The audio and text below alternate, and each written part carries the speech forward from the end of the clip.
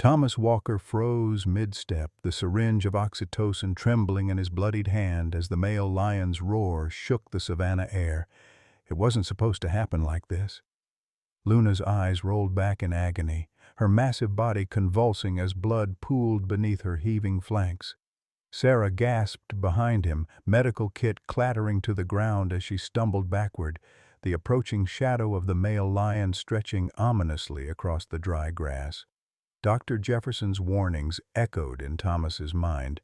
How many times had the old man told him that playing God in the wilderness would end in tragedy? "Get back to the jeep," Thomas commanded, his voice steady despite the hammering in his chest. After 30 years in the field, after all he'd seen, he never imagined his last moments would be spent trying to save the very creature he once hunted. How had helping a lioness give birth turned into a death sentence? And what would happen in the next few seconds that would leave him utterly speechless? Leave a like and share your thoughts in the comments along with the city you're watching from now. Let's continue with the story. The Serengeti stretched out before Thomas Walker like a golden sea, parched and desperate after 18 months of drought. From his observation post, a weathered Land Rover parked atop a small rise, he surveyed the cracked earth and withering acacia trees through binoculars that had seen better days, much like himself. At 58, the creases around his eyes told stories of both laughter and sorrow under the African sun. "Any sign of them?" Sarah Mitchell's voice carried from behind as she approached, medical kit slung over her shoulder. At 45, she'd traded a prestigious veterinary practice in Chicago for dust, danger, and purpose. Her blonde hair was pulled back in a practical ponytail, her face weathered by years of field work, but still striking. Thomas shook his head, lowering the binoculars. "Nothing since yesterday. I'm worried about Luna. She shouldn't be this mobile so close to term." "Lions don't read textbooks, Tom," Sarah replied with the hint of a smile. "But I share your concern. Her last ultrasound showed at least 3 cubs. Their small conservation team had been tracking Shadow and Luna for nearly 2 years. The pair had become something of a miracle in conservation circles, a mated pair that had established territory in an area previously decimated by poaching. Shadow, with his distinctive black-tipped mane, was unusually tolerant of human observation, while Luna had shown remarkable resilience despite losing her previous litter. "William radioed in," Sarah said, referring to Dr. William Jefferson, their senior researcher. "He's concerned about reports of new hunting parties at the northern border. Apparently some wealthy American is throwing money around." Thomas's jaw tightened. Perfect timing. Just what we need, with Luna ready to deliver any day. The conservationist camp was modest. 3 tents, a small research station, and the solar panels that powered their equipment. They operated on grants, passion, and increasingly, desperation. Lion populations had plummeted by over 40% in the last 2 decades alone. "I've been thinking," Sarah said, placing a hand on Thomas's shoulder, her touch lingering just long enough to suggest more than professional concern. "If Luna goes into distress during labor, we may need to intervene." Thomas turned to her, his expression grave. "You know how dangerous that would be. Shadow's protective instincts will be in overdrive." "Sometimes the greatest risk is doing nothing at all," she replied, quoting something Thomas himself had said years ago, before the tragedy that had driven him from America to Africa, seeking redemption among the creatures he once hunted for sport. As if summoned by their conversation, a distinctive roar echoed across the savannah. Thomas raised his binoculars again, scanning the horizon until he spotted them. Shadow standing majestically on a distant ridge, Luna moving with increasing difficulty beside him. "There they are," he whispered, "and we're not the only ones watching them." Through his binoculars, Thomas could make out another vehicle, much more expensive than theirs, tracking the lion's movements from the opposite ridge. Even at this distance, the glint of a rifle scope was unmistakable. Thomas lowered his binoculars, a familiar unease settling in his gut. He'd seen that type of vehicle before. high-end safari modifications, the kind favored by wealthy trophy hunters who paid exorbitant sums to take home trophies and photographs of themselves standing over magnificent creatures. "We've got company," he muttered, passing the binoculars to Sarah. "Northwest Ridge, about 2 miles out." Sarah's expression hardened as she focused. "Looks like our wealthy American friend might have arrived. Custom Land Cruiser, satellite equipment, not exactly your typical tourist setup." The radio crackled to life, Dr. William Jefferson's gravelly voice cutting through the static. "Thomas, you there? Over." Thomas grabbed the handset. "Go ahead, William. Those trail cameras we set up by the eastern watering hole captured something you need to see. Luna's showing signs of early labor." "I'm uploading the footage to the camp server now." Thomas and Sarah exchanged concerned glances.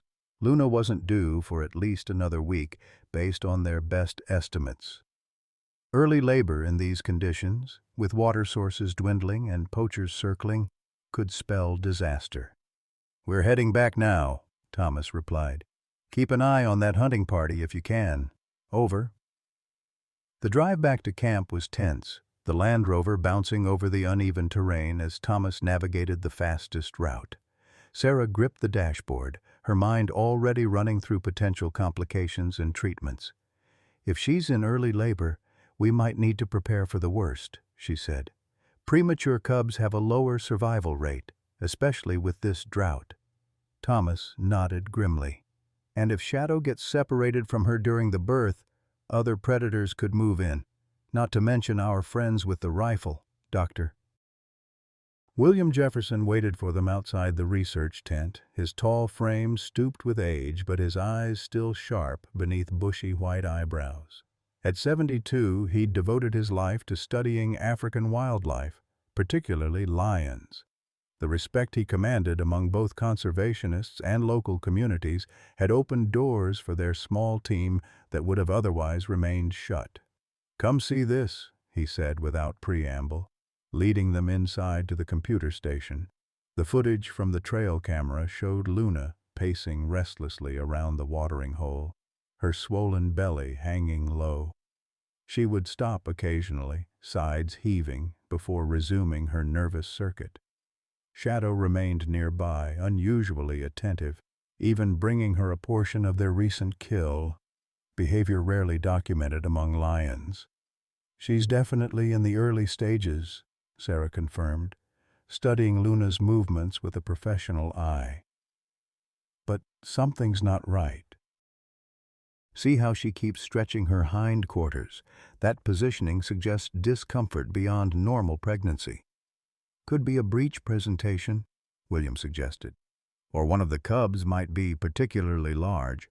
Thomas rubbed his jaw, feeling the rough stubble beneath his fingers. "If she's having complications, and with poachers in the area, we need to monitor her continuously," Sarah finished his thought. "I can prepare an emergency kit with oxytocin, antibiotics, and fluids, just in case." William looked troubled. "Intervention is extremely risky, especially with Shadow present.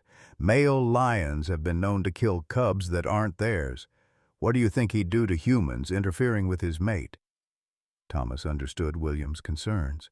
The older man had seen well-intentioned human interference go catastrophically wrong too many times.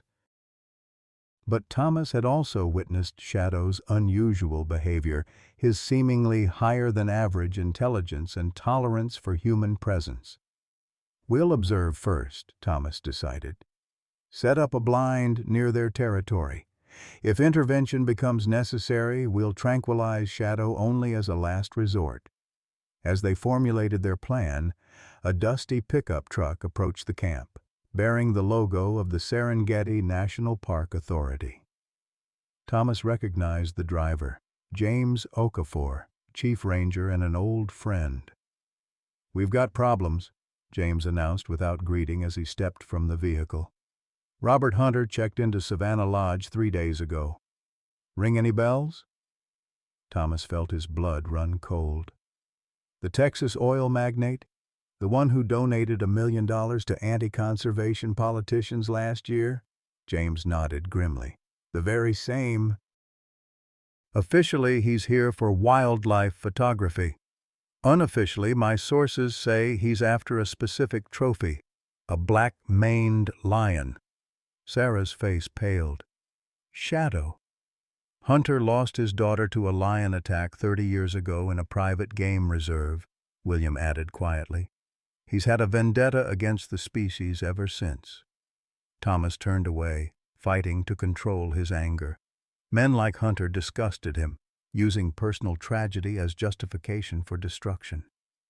Yet a small voice in his head whispered an uncomfortable truth. Wasn't he once similar? Before his own tragedy changed everything. There's more, James continued. We caught one of his hired hands setting snares yesterday, Marcus Reed. Local guy, desperate for money. Instead of arresting him, I convinced him to feed us information. Hunter isn't just after any lion, he specifically wants Shadow. He's been tracking your research publications, Thomas. Thomas swore under his breath.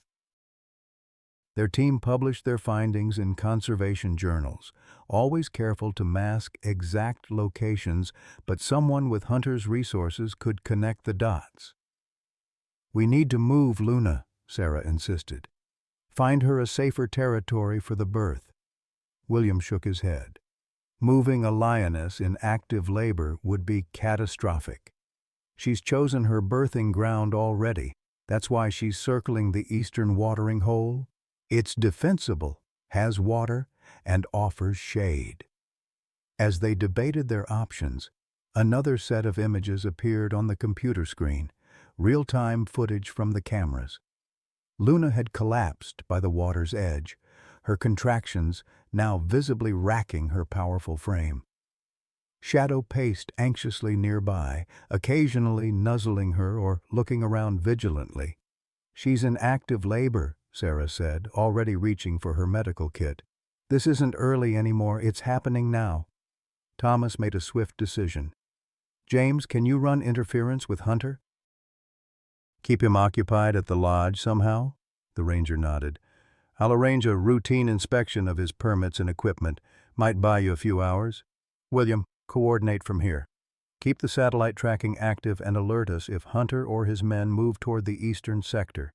Thomas grabbed his field pack, checking that his tranquilizer gun was loaded. Sarah and I will head to the blind near the watering hole. We observe only unless Luna's life is in danger. As they prepared to leave, William placed a weathered hand on Thomas's shoulder. Be careful, son. I've spent 50 years studying these creatures and still they surprise me. Shadow is not like other males I've encountered. There's something in his eyes, almost like recognition when he sees humans. Thomas nodded, remembering his first encounter with Shadow 2 years ago. He'd been alone tracking lion spoor after a reported poaching incident when he'd rounded a copse of acacia trees and found himself face to face with the magnificent black-maned lion. Instead of charging or fleeing, Shadow had simply stared at him for a long moment before deliberately turning and walking away, glancing back once as if to ensure Thomas was following. I know, Thomas replied. That's what worries me. The eastern watering hole was one of the few remaining wet areas in this section of the park, a muddy depression surrounded by acacia trees that provided critical shade. Thomas and Sarah approached cautiously, taking a circuitous route to avoid leaving a direct trail and using the Land Rover's quietest approach settings. They set up in a camouflaged blind about 70 yards from where Luna lay laboring beneath an acacia's sprawling branches. Shadow prowled the perimeter, occasionally stopping to scent the air, his massive head turning in their direction more than once. He knows we're here, Sarah whispered, adjusting her binoculars. But he's not threatened, Thomas observed. At least not by us. Through their high-powered optics they could see Luna's distress clearly. Her contractions were coming regularly, but seemed to produce little progress. After particularly powerful spasms, she would cry out, an unusual sound for a lioness, somewhere between a moan and a roar. "She's exhausted," Sarah said after an hour of observation, "and I don't see any sign of the first cub emerging. This isn't good, Thomas." As if confirming Sarah's assessment, Luna suddenly rose to her feet, staggered a few steps, then collapsed again, a gush of fluid visible even from their distance. "Her water broke, but still no cub," Sarah said urgently. "We may be looking at dystocia, obstructed labor. Without intervention, we could lose her and all the cubs." Thomas knew the moment of decision had arrived. Every conservation instinct told him to let nature take its course. That was the purest approach. But something deeper, something connected to his personal journey from hunter to protector, pushed him toward action. "Prepare the emergency kit," he said quietly. "I'll approach first. If Shadow charges, I'll use the tranquilizer." Sarah squeezed his arm. "Be careful. Remember, Luna's in pain and frightened. She may be more dangerous than Shadow right now." Thomas nodded, checking his tranquilizer gun one last time before emerging slowly from the blind.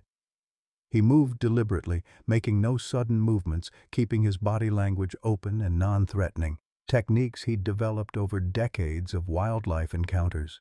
Shadow noticed him immediately, rising to his full height, mane seeming to expand as he evaluated this new development.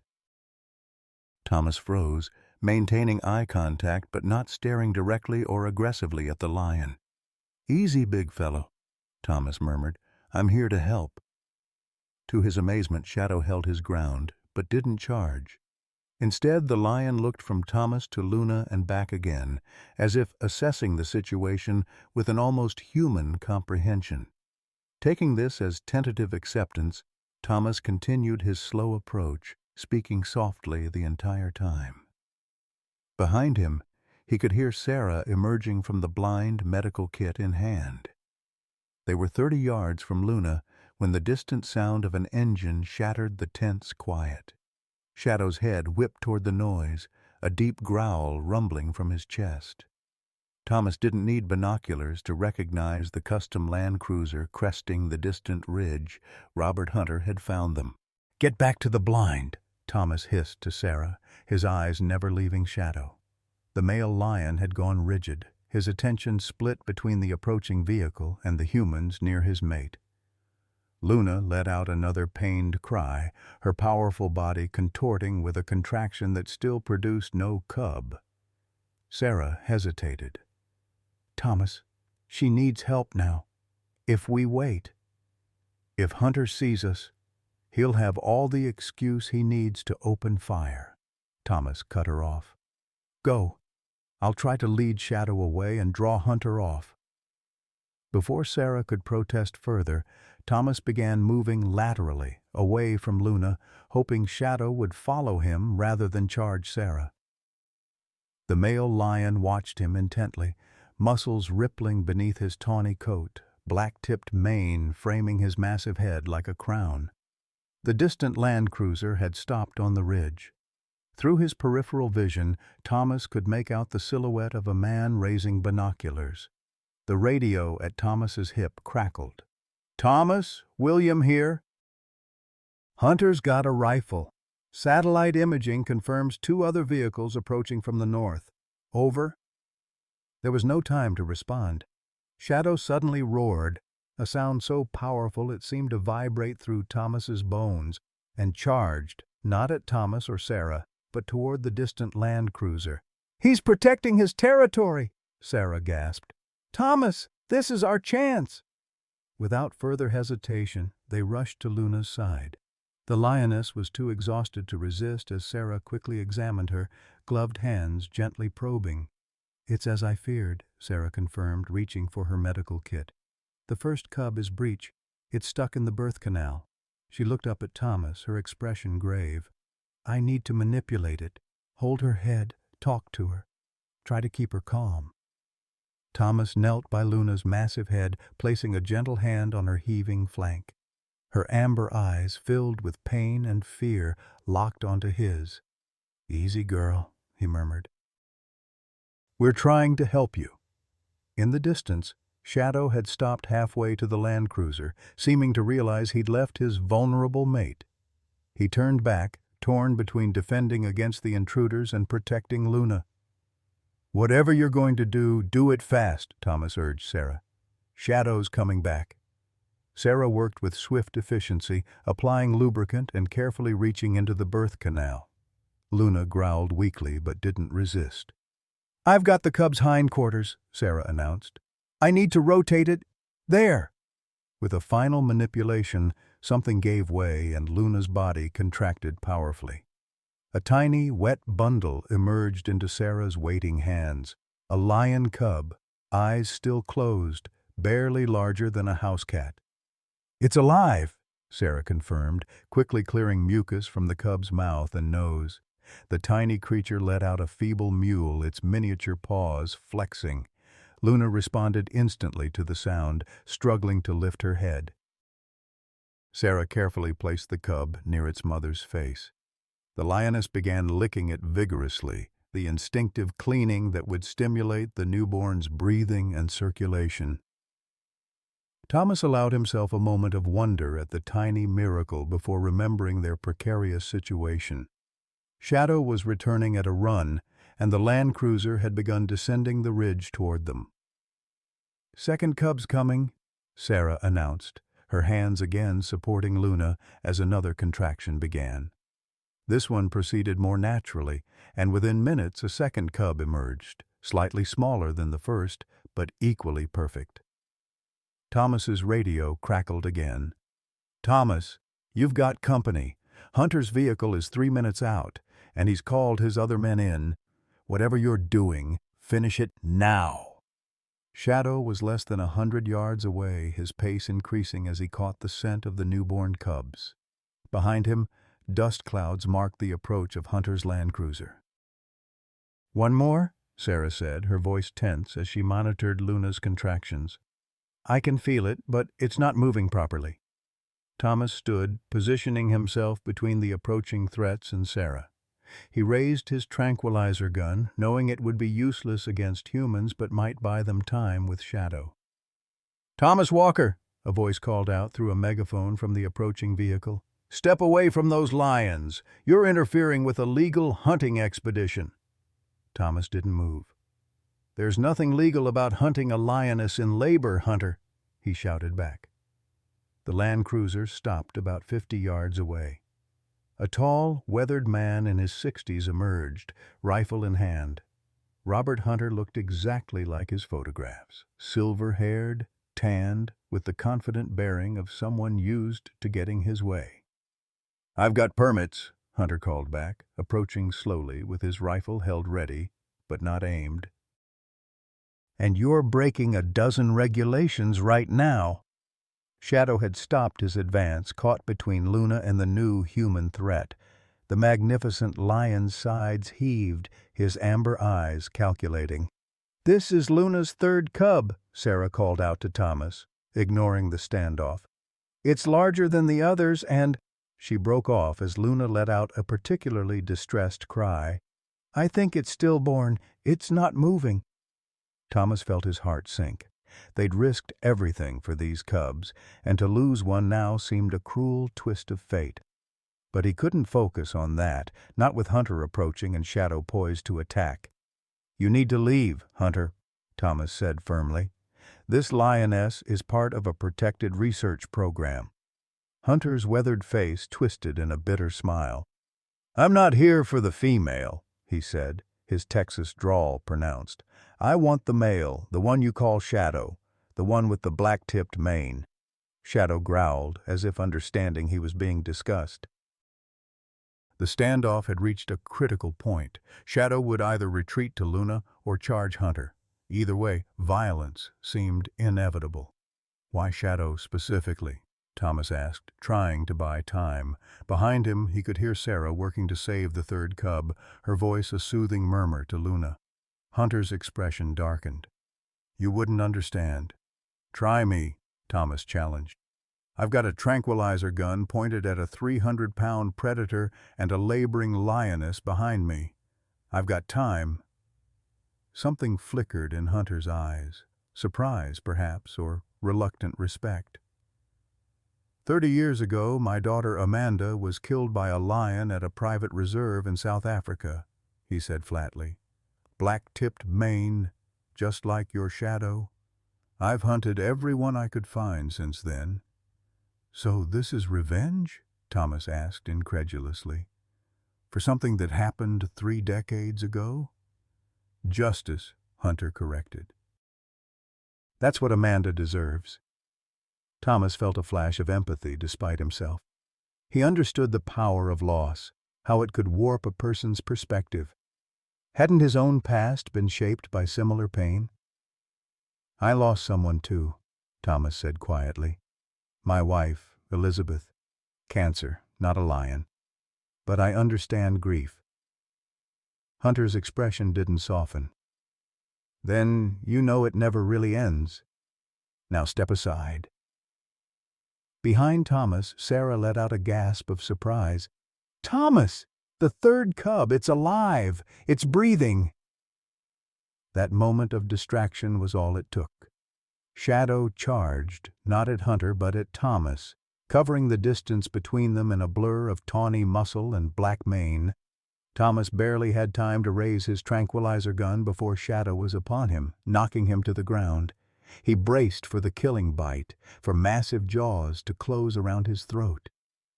Instead, Shadow stood over him, a paw on his chest, amber eyes boring into his.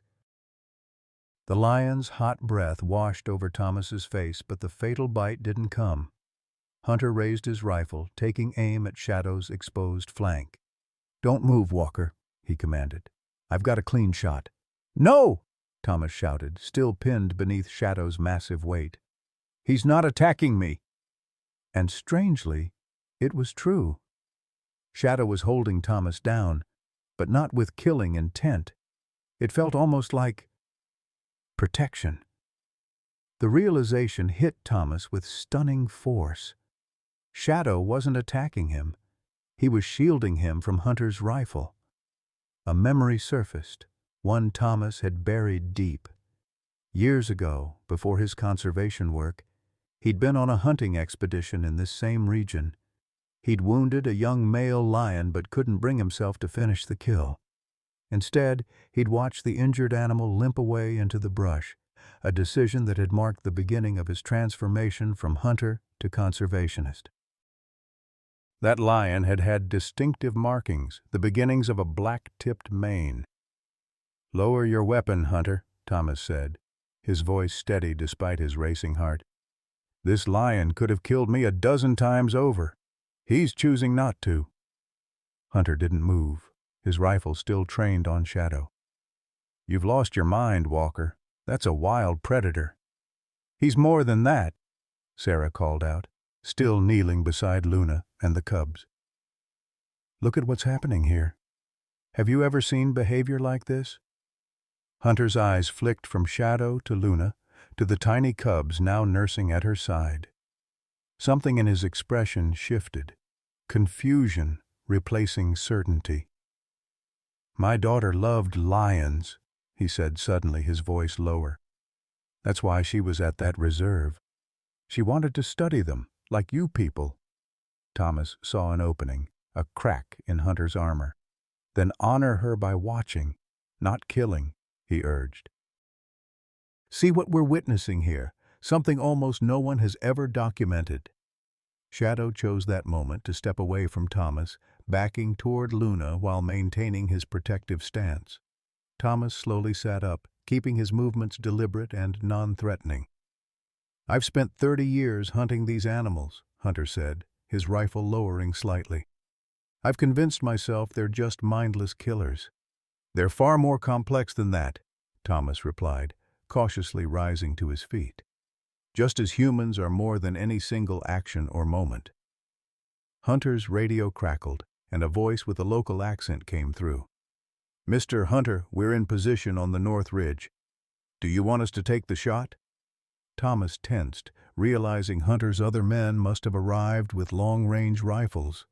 Shadow and Luna, focused on their cubs, would be easy targets. Hunter raised the radio to his lips, his eyes never leaving Thomas. A long moment passed, the only sounds Luna's rough grooming of her cubs and Shadow's low, vigilant growl. "Stand down," Hunter finally said into the radio. "Return to the lodge. We're done here." The tension in the air dissipated slightly, though Shadow remained alert, positioning himself between his family and the humans. "Why?" Thomas asked quietly. Hunter lowered his rifle completely, his expression unreadable. "Maybe I'm tired of chasing ghosts," he said. "Or maybe seeing a lion protect a human instead of killing him has me questioning some things." He turned to go, then paused. "This doesn't mean we're friends, Walker. I still have my permits, and I still intend to hunt. Just not these lions." As Hunter walked back to his Land Cruiser, Thomas exchanged a disbelieving look with Sarah. Had they actually witnessed a change of heart in one of the most notorious lion hunters in the world? "Thomas," Sarah called softly. "You should see this." He turned to find Shadow had retreated to Luna's side. The 3 cubs, all alive, all nursing, were clustered against their mother's belly. Luna's eyes were half closed in exhaustion but watchful, and Shadow, the magnificent black-maned lion, was lying beside his family, his massive head turned toward Thomas, as if in acknowledgement. "Did you really encounter him before?" Sarah asked quietly. "Is that why he didn't kill you?" Thomas nodded slowly. "I think so. Years ago, before I met Elizabeth, before everything changed, I wounded him but couldn't finish the hunt. I've always wondered if that lion survived." "He didn't just survive," Sarah murmured. "He thrived, and he remembered you." As they watched the lion family, Thomas felt something shift inside him, a burden lifting, a wound beginning to heal. The past couldn't be changed, but perhaps it could be redeemed. The radio crackled once more. Dr. Williams' voice came through, tense with worry. "Thomas? Sarah? Are you all right? What's happening out there?" Thomas raised the radio to his lips, his eyes never leaving Shadow and his family. "We're fine, William," he replied. "The cubs are delivered, Luna's stable, and you're not going to believe what just happened." Shadow rose to his feet, stretching his magnificent length before padding a few steps toward Thomas. The lion stopped, meeting Thomas's gaze with an intelligence that seemed to transcend species. In that moment, Thomas Walker, former hunter, grieving widower, conservation convert, made a silent vow to protect this family with everything he had. Whatever came next, whatever threats emerged, he would be their guardian. Because Shadow had given him something priceless, a second chance. The Conservation Center's medical facility hummed with tense activity as Shadow's motionless form lay on the reinforced examination table. The flatline tone from the monitor cut through the room like a knife, its mechanical pronouncement of death seeming obscenely out of place against the backdrop of wild African night.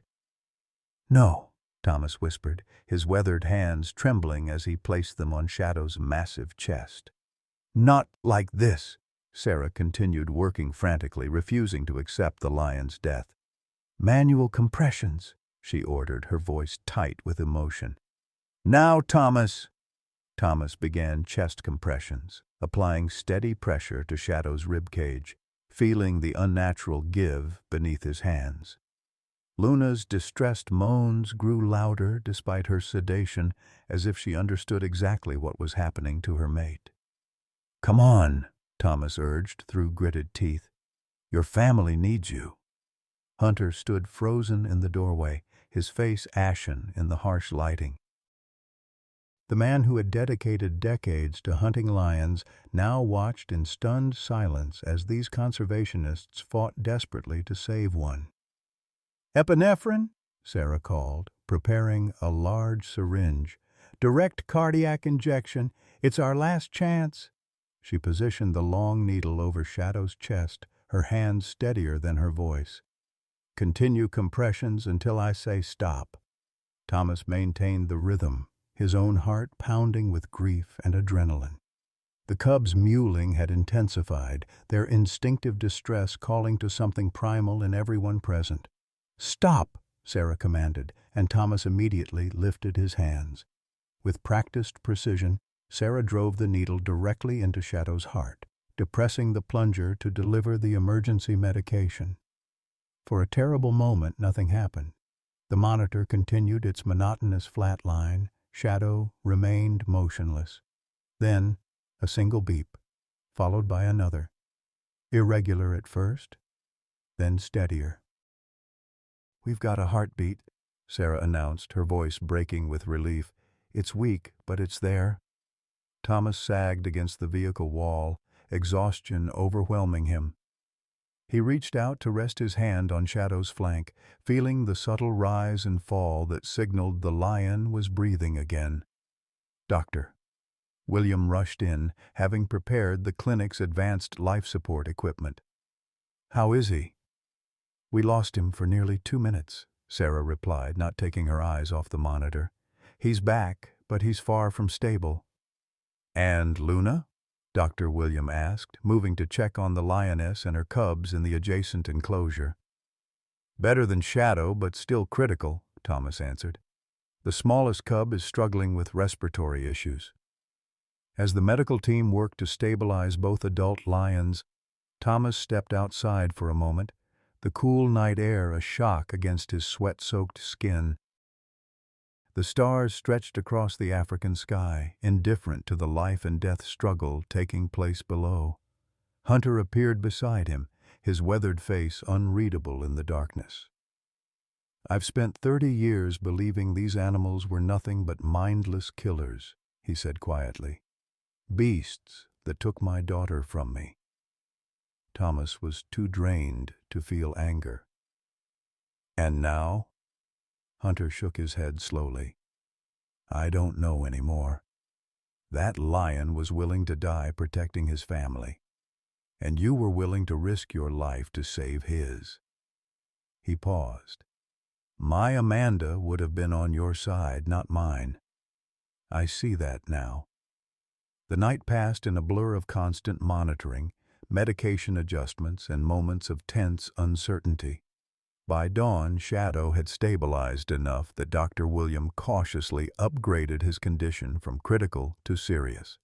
Luna was recovering more quickly, her powerful maternal instinct driving her to remain strong for her cubs.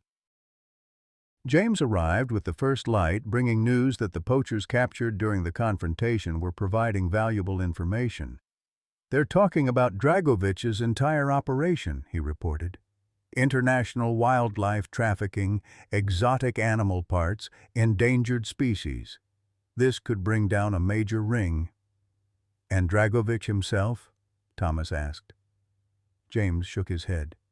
"In the wind. Wounded, but escaped. Interpol's been notified." As the morning progressed, Thomas found himself standing at Shadow's enclosure, watching the magnificent lion's chest rise and fall with each hard-won breath. Despite everything, there was a peace to the big cat now, a sense that he was where he belonged, with his family, and with the humans who had fought to save him. "I don't know if you understand me," Thomas said softly, "but we're going to protect you and your family.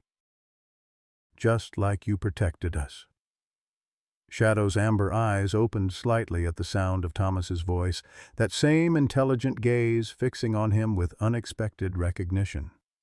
The lion made that distinctive rumbling sound again, and Thomas found himself smiling despite his exhaustion. Sarah joined him, her hand finding his in the quiet moment. "The Wildlife Trust in Nairobi has agreed to take them," she said. "They have the specialized facilities Shadow will need for long-term recovery." "Will he make it?" Thomas asked, still watching the lion. "If the next 48 hours go well, his chances are good," she replied. "He's showing remarkable resilience, almost like he knows what we're trying to do." Thomas nodded, thinking of the way Shadow had positioned himself between Hunter's rifle and Luna, the way he had later stood over Thomas rather than attacking him. "I think he does know. I think he's always known." Hunter approached, clearing his throat awkwardly. "I need to speak with both of you," he said. "I've made a decision." They followed him to the center's small conference room where he spread a map across the table. "I own land in Tanzania," he explained, pointing to a large area adjacent to Serengeti National Park. 5,000 acres, private property with conservation easements. I want to donate it for a protected reserve, specifically for Shadow's pride and other rescued lions that can't return to the wild. Thomas stared at him, momentarily speechless. The value of such a donation was enormous, tens of millions of dollars. "Why?" he finally managed. Hunter looked toward the window where they could just see the medical building housing Shadow and his family. "Because I took something from the world that I can never replace. The lions I killed, the damage I've done, this doesn't erase that. Nothing can, but it's a start." Sarah studied the map, her professional interest engaged despite her wariness. "It's ideal habitat," she noted, "and the connection to Serengeti would allow for natural movement patterns while maintaining protection. The reserve will need management expertise," Hunter continued. "Your conservation team would be welcome if you're interested." Thomas exchanged a glance with Sarah. A purpose-built reserve for Shadow and Luna with proper funding and protection would be an ideal solution to the question of their future. "I'll discuss it with the team," Thomas replied. "But speaking personally, I think it's an offer we'd be interested in exploring." Hunter seemed relieved, as if he'd been unsure of the reception his proposal would receive. "I have to leave today," he said. "The authorities want my testimony about Dragovich's operation, and there are legal matters to address regarding my own actions." "Will you face charges?" Sarah asked directly. "Probably," Hunter acknowledged with a grim smile. "But I've got good lawyers, and cooperating against Dragovich will help. Either way, the land transfer is already in motion. It will happen regardless of what happens to me." As Hunter turned to leave, Thomas called after him. "Would you like to see Shadow once more before you go?" Hunter hesitated, then nodded. "I would." They returned to the medical facility where Shadow was now awake, though still weak. The lion watched their approach, his amber eyes tracking each movement with that same unnerving intelligence. Hunter stopped a respectful distance from the enclosure. "I spent 30 years hating what you represent," he said softly to the lion. "Blaming you and all your kind for taking my Amanda. I've killed dozens of lions, always looking for the one that would finally fill the hole in my heart." He shook his head slowly. "What a fool I've been." Shadow watched him intently, head slightly tilted as if truly listening. "My daughter loved lions," Hunter continued, a tear tracking down his weathered cheek. "She'd be horrified by what I've done in her name. She'd be standing with these people, protecting you and your family."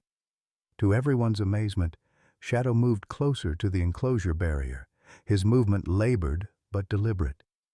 He studied Hunter for a long moment, then slowly lay down, his massive head resting on his paws, eyes still fixed on the man who had once been his greatest enemy. It wasn't forgiveness. Lions didn't think in such human terms, but it was something equally powerful: acceptance. Recognition of a threat transformed into something else.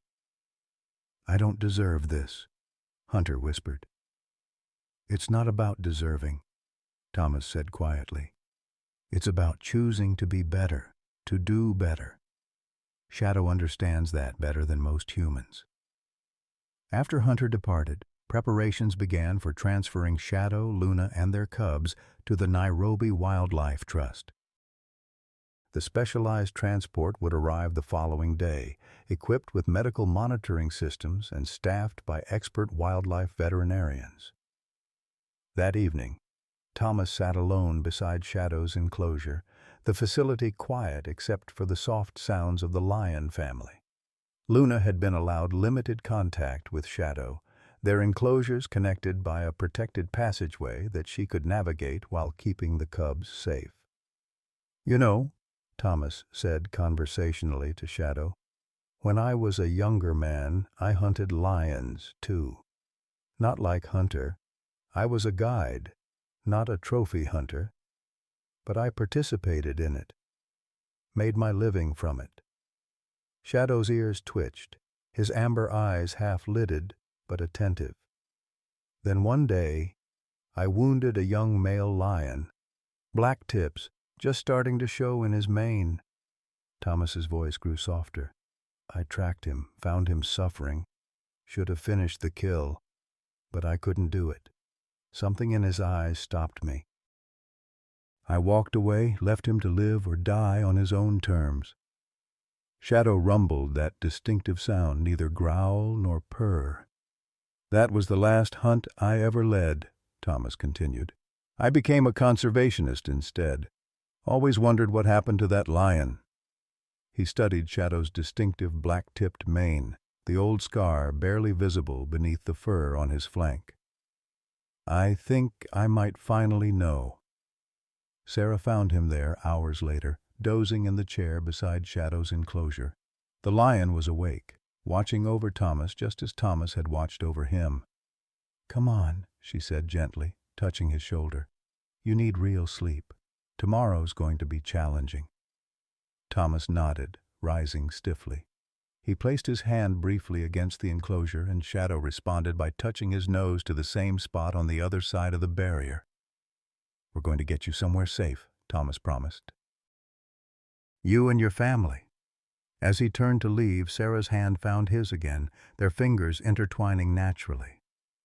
"You know," she said with a small smile, "for a man who claims to understand lions better than people, you've been surprisingly blind to some very human signals." Thomas looked at her questioningly. "I've been waiting 3 years for you to notice," she said, her blue eyes meeting his directly. "Life's too short and too precious to wait any longer. I think Shadow would agree." From his enclosure, Shadow made that rumbling sound again, as if in confirmation. Thomas laughed softly, the tension of the past days finally breaking. "Even the lion knows," Sarah said, squeezing his hand. Together they walked out into the African night, the stars now seeming less indifferent, more like witnesses to the unexpected connections formed between species, between people, between past and future, all because a man had risked his life to help a lioness give birth and discovered something that left him truly speechless. 3 days after the birth of Luna's cubs, Thomas sat in the observation blind watching the lion family through his binoculars. The smallest cub, the one that had nearly been stillborn, was thriving against all odds, its tiny body gaining strength with each passing hour. Thomas had named him Survivor in his field notes, though he knew the scientific community would frown on such sentimentality. The radio at his hip crackled. "Thomas, it's Sarah. You need to get back to camp now." Something in her voice made him instantly alert. "What's wrong?" "Hunter's men are on the move. James just radioed in. They've set up a new camp less than 5 miles from Luna's den." Thomas swore under his breath. Despite Hunter's apparent change of heart during their confrontation, the man was still a hunter, and his permit was still valid for another week. "I'm on my way." The drive back to camp took 20 minutes, dust billowing behind the Land Rover as Thomas pushed it to its limits. When he arrived, he found not just Sarah and Dr. William waiting, but also James Okafor, and surprisingly Marcus Reed, the local man who had been caught setting snares for Hunter. "What's he doing here?" Thomas demanded, nodding toward Marcus. James placed a calming hand on Thomas's shoulder. "He's helping us. Hunter's gone rogue. Even his own men don't know what he's planning." Marcus, a thin man in his 30s with worried eyes, nodded earnestly. "He's not sleeping, barely eating, just staring at maps and old photographs. He fired 2 men yesterday for suggesting they hunt elsewhere." Sarah stepped forward, her face tight with concern. "We think he's having some kind of breakdown. His obsession with Shadow has gotten worse since he saw the lion protect you." Thomas felt a chill that had nothing to do with the evening breeze. Hunter had seemed rational, even regretful during their last encounter. What had changed? "There's more, Doctor," William said, his weathered face grave as he spread a satellite map on the table. "We've got thermal imaging showing multiple vehicles converging here at the northern boundary, far more than Hunter's party would need." Thomas studied the map, his concern deepening. "Poachers?" James nodded grimly. "We think Hunter may have made contact with a commercial poaching ring. My sources say a group from across the border has been looking for black-maned lions for months. The Chinese market pays premium for their manes, some superstitious belief about virility." Sarah's hand flew to her mouth. "They wouldn't just take Shadow. They'd kill Luna too, and the cubs." "They'd take everything," James confirmed.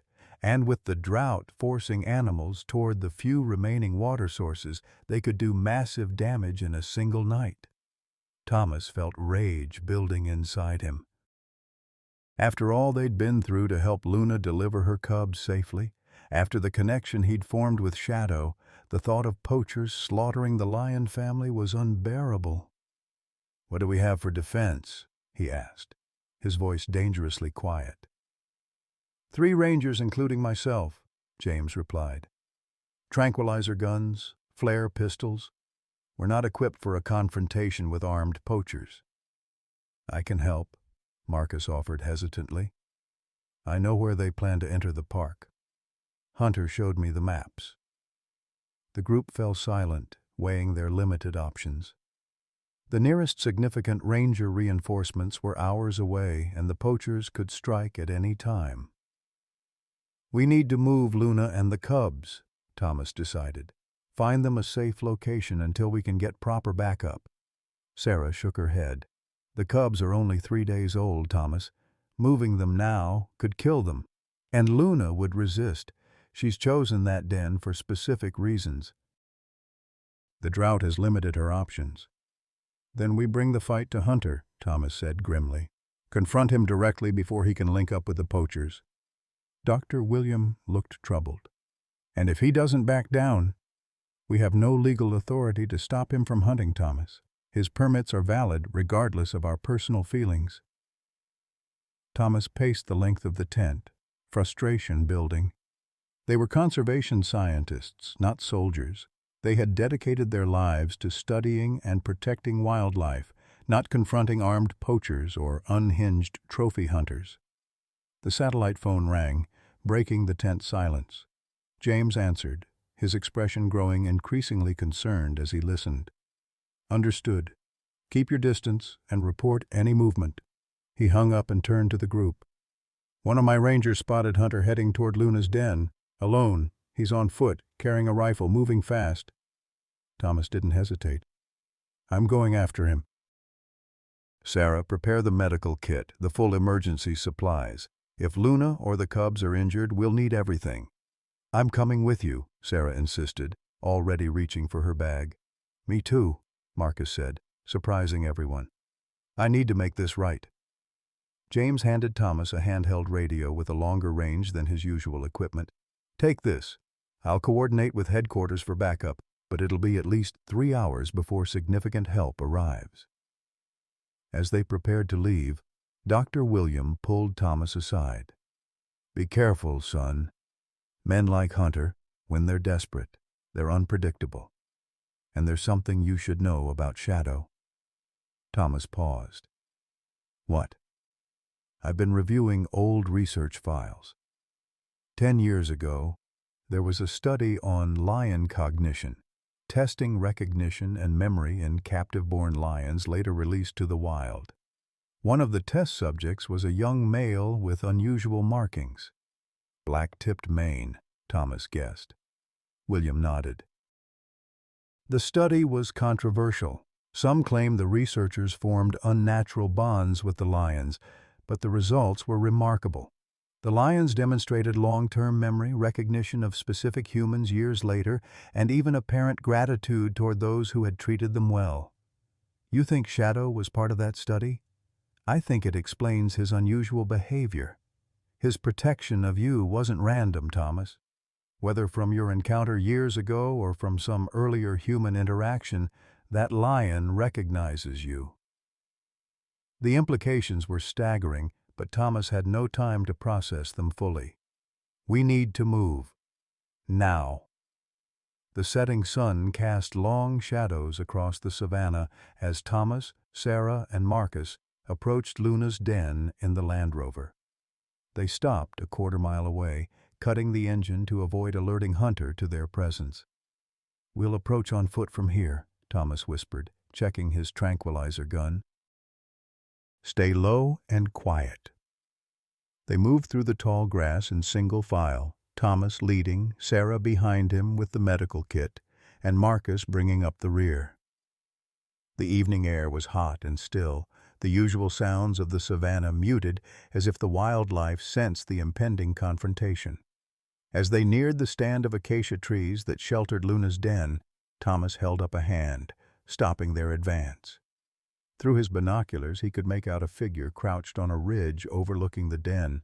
Hunter, his rifle resting on a tripod, scope gleaming in the dying light. "He's setting up a shot," Thomas whispered, passing the binoculars to Sarah. "Classic hunting position." Sarah's breath caught. "Where are Shadow and Luna?" Thomas scanned the area, heart pounding. The den appeared empty at first glance, but then he spotted movement inside the shadowed entrance. Luna nursing her cubs, vulnerable and unaware of the danger.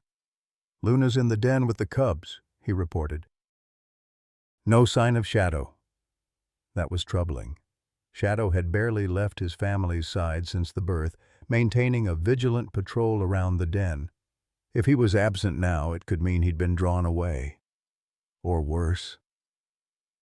"We need to warn Luna," Sarah whispered urgently.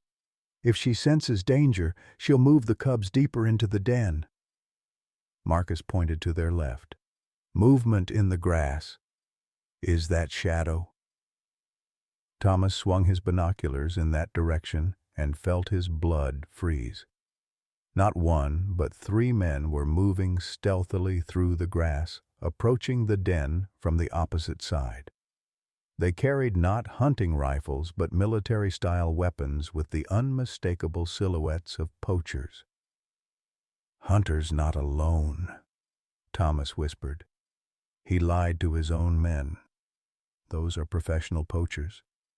Sarah's face paled. "We're outnumbered and outgunned." "And out of time," Thomas added, seeing Hunter adjust his rifle's position. "He's about to take a shot." Without warning, a thunderous roar split the evening air. Shadow appeared as if from nowhere, charging not at Hunter, but at the approaching poachers. The massive lion moved with incredible speed, his black-tipped mane flowing behind him as he closed the distance to the nearest intruder. The poacher's shout of alarm was cut short as Shadow bowled him over.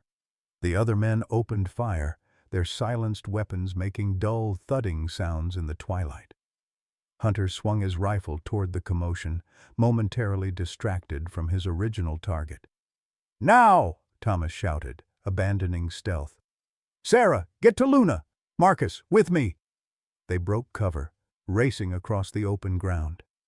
Thomas headed straight for Hunter, while Sarah veered toward the den. Marcus hesitated momentarily, then followed Thomas.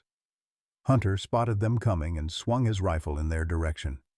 "Stay back, Walker!" he shouted. "This doesn't concern you." "Put the gun down, Hunter," Thomas called back, continuing his advance. "Your poacher friends just opened fire on a protected species. Whatever permits you have won't cover this." Shadow had retreated from his initial attack, bleeding from what appeared to be a grazing wound on his flank.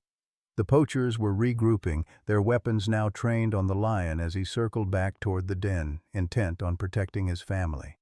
Thomas reached Hunter's position, breathing hard from the sprint uphill. "It's over, Hunter. Rangers are on their way. You're facing serious charges: conspiracy, poaching, endangering a protected species." Hunter's face was transformed by rage and something darker, a grief so profound it had twisted into madness. "You don't understand," he said, his voice eerily calm despite his wild eyes. "I made a vow at my daughter's grave. Every black-maned lion, every single one." "Your daughter wouldn't want this," Thomas said, taking a cautious step closer. "You said she loved lions. She wanted to study them." "You didn't know her," Hunter snarled, swinging the rifle toward Thomas. "No one did." Marcus suddenly spoke up. "I lost my sister to a crocodile attack," he said quietly. "I understand your pain, sir, but killing these lions won't bring your daughter back. It only creates more orphans." Hunter's rifle wavered slightly, uncertainty flashing across his face. Below them, Shadow had reached the den entrance. Luna emerged, placing herself between the approaching poachers and her cubs. The two adult lions stood side by side, presenting a united front against the threat. The poachers continued their advance, weapons raised. One of them shouted something in a language Thomas didn't recognize, gesturing for the others to spread out. "They're going to flank them," Thomas realized aloud. "Shadow and Luna will be caught in a crossfire." Hunter looked down at the scene, something shifting in his expression as he watched the lion couple defending their cubs. For a brief moment, Thomas thought he saw clarity return to the man's eyes. Then a shot rang out. One of the poachers had fired, hitting Luna in her hindquarter. The lioness roared in pain but held her ground, blood darkening her tawny coat. "No!" Sarah's scream cut through the chaos as she raced toward the wounded lioness, medical kit clutched to her chest. What happened next seemed to unfold in slow motion. Shadow, seeing Luna wounded, let out a roar that seemed to shake the very ground.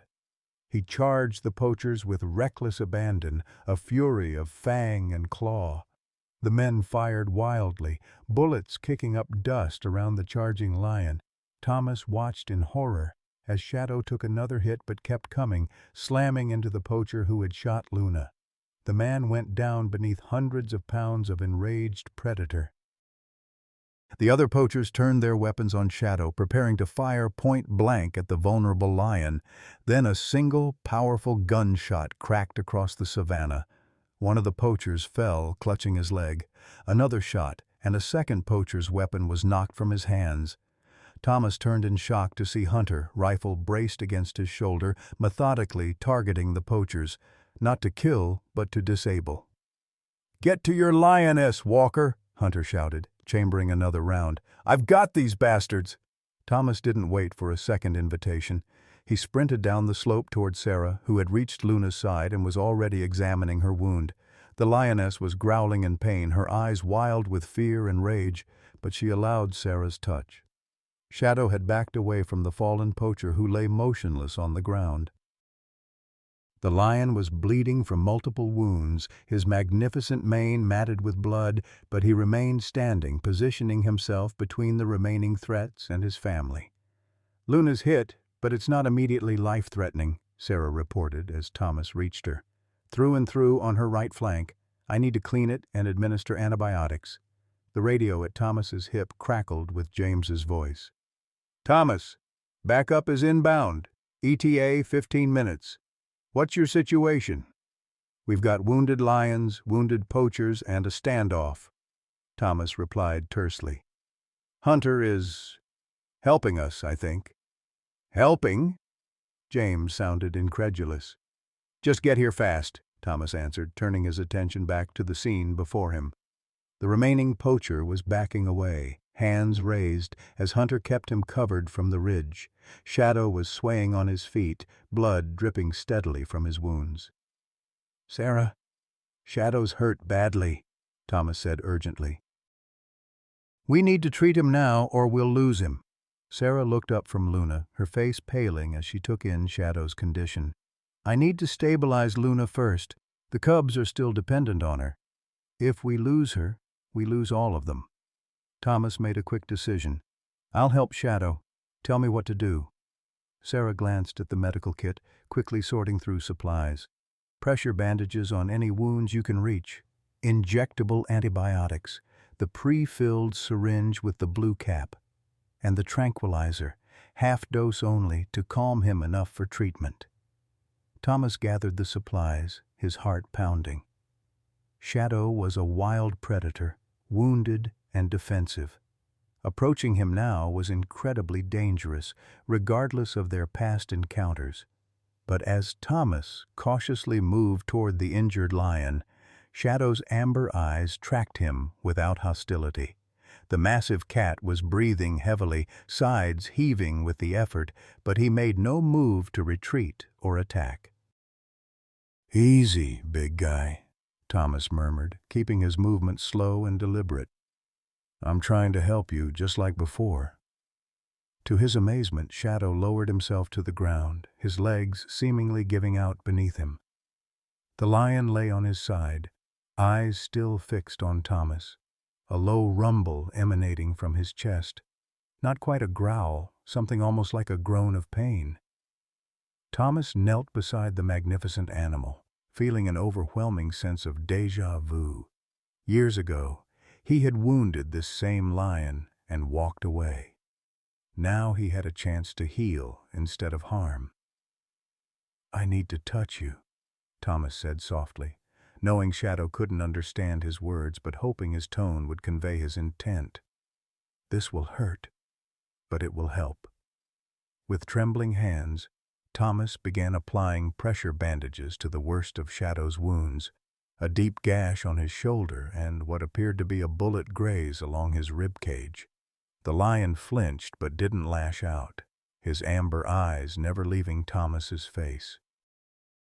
Behind them, Sarah worked swiftly to treat Luna, who remained alert and protective despite her injury. The 3 tiny cubs had retreated deeper into the den, mewling in distress at the commotion. "How is he?" Sarah called over her shoulder. "Multiple wounds, blood loss," Thomas replied, administering the antibiotic injection with surprising steadiness. "But he's letting me treat him. It's incredible." From the ridge above, Hunter called down, "Walker, your friend has the poachers under control. I'm coming down." Thomas glanced up to see Marcus guarding the injured poachers with their own weapons, while Hunter carefully picked his way down the slope, rifle slung over his shoulder. When Hunter reached them, his weathered face was transformed by an expression Thomas couldn't immediately identify, awe perhaps, or revelation. "In 30 years of hunting," Hunter said quietly, "I've never seen anything like this. That lion deliberately drew fire away from his mate and cubs. He was willing to die for them." Thomas continued working on Shadow's wounds, applying the last pressure bandage. "They're family," he said simply. "Not so different from us in what matters most." Hunter knelt on Shadow's other side, his hands empty of weapons, his expression troubled. "My Amanda loved lions. She used to read about them, draw pictures of them. When she begged to visit that reserve, I thought I was doing something good for her." Thomas remained silent, sensing Hunter needed to speak. "After she died, I couldn't bear the thought that she died for nothing. I needed something to blame, something to fight against." Hunter's voice cracked. "But watching this lion protect his family, it's what I would have done for Amanda. What I failed to do." Sarah joined them, her hands bloodied from treating Luna. "Both lions need more extensive treatment than we can provide here. We need to transport them to the conservation center." "Will they survive?" Hunter asked, his voice barely audible. Sarah looked at him directly. "Luna? Yes. Shadow?" She hesitated. "He's lost a lot of blood, and there may be internal injuries we can't see." The sound of approaching vehicles reached them, James and the ranger reinforcements finally arriving. Headlights cut through the gathering darkness as several jeeps pulled up near the den. Thomas administered the half-dose of tranquilizer to Shadow, just enough to keep him calm during transport. The magnificent lion's eyes began to droop, his breathing slowing. "Stay with us," Thomas whispered to him. "Your family needs you. We all do." As the rangers secured the scene and began loading the injured lions onto special transport stretchers, Thomas found himself standing beside Hunter, watching the careful operation. "What happens now?" Hunter asked. "To the lions? To me?" Thomas sighed heavily. "Luna and Shadow will go to our medical facility. The cubs will stay with them. Separating them would cause too much stress. As for you," he shook his head, "that's for the authorities to decide. You helped us in the end, but you also led poachers to protected animals." Hunter nodded, seeming to accept this. "I'd like to help. With their recovery, with whatever comes next. I owe it to Amanda. And to them." Before Thomas could respond, Sarah called urgently from the transport vehicle. "Thomas, Shadow's crashing. His breathing is shallow, heart rate dropping." Thomas ran to the vehicle, his own heart hammering in his chest. Shadow lay on the reinforced stretcher, his magnificent form suddenly looking fragile, his black-tipped mane dull in the vehicle's interior lights. Sarah was already administering emergency treatment, her movements swift and precise. "We're losing him," she said, her voice breaking. "He's lost too much blood." Luna, sedated on her own stretcher nearby, seemed to sense her mate's distress. Despite her sedation, she lifted her head, reaching toward Shadow with a soft moan. The three cubs, secured in a special transport crate, mewled plaintively, as if understanding the gravity of the situation. Thomas placed his hands on Shadow's massive chest, feeling the weakening heartbeat beneath his fingers. "Don't you dare," he whispered fiercely. "Not after everything. Not when your family needs you." Hunter appeared at the vehicle's door, his face ashen. "What can I do?" Sarah looked up, desperation in her eyes. "We need a blood transfusion, but we don't have compatible blood on hand. He needs a miracle." As if responding to the urgency in their voices, Shadow's eyes flickered open, fixing on Thomas with that same intelligent gaze that had stopped him from firing the killing shot years ago. The lion made a soft rumbling sound, almost like a purr, before his eyes began to close again. "No!" Thomas shouted, pressing harder on Shadow's chest. "Stay with us! Fight!" But the magnificent lion's breathing was growing more labored, his powerful body shutting down from trauma and blood loss. The monitors Sarah had attached began to beep alarmingly, warning of failing vital signs. Luna struggled against her sedation, seeming to understand what was happening to her mate. Her distress was palpable, a low, keening sound escaping her throat. In that moment, watching the lion family facing tragedy, Thomas felt a crushing sense of failure. After everything they'd survived, drought, poachers, difficult birth, to lose Shadow now seemed an unbearable cruelty. "Please," he whispered, not sure who he was addressing, Shadow, fate, or some higher power. "Please don't let it end like this." The monitor's beeping slowed further, the gaps between beats lengthening ominously. Sarah worked frantically, administering drugs, checking bandages, doing everything her medical training allowed. Hunter stood frozen in the doorway, witnessing the desperate battle to save a life he had once been determined to take. His weathered face showed the struggle within, decades of hatred confronted by the undeniable nobility of the dying lion before him. "His heart's failing," Sarah announced, her voice breaking. "We're losing him." The monitor flatlined, its continuous tone cutting through the night like a knife. Shadow, the black-maned lion who had protected his family against impossible odds, who had spared Thomas's life and later saved it, lay still. The flatline tone pierced the African night, a mechanical announcement of death that seemed obscenely out of place among the ancient rhythms of the savannah. Thomas stared at Shadow's still form, unable to process that the magnificent creature who had shown such intelligence, such courage, was gone. "No," he whispered, placing his hands on Shadow's chest. "Not like this."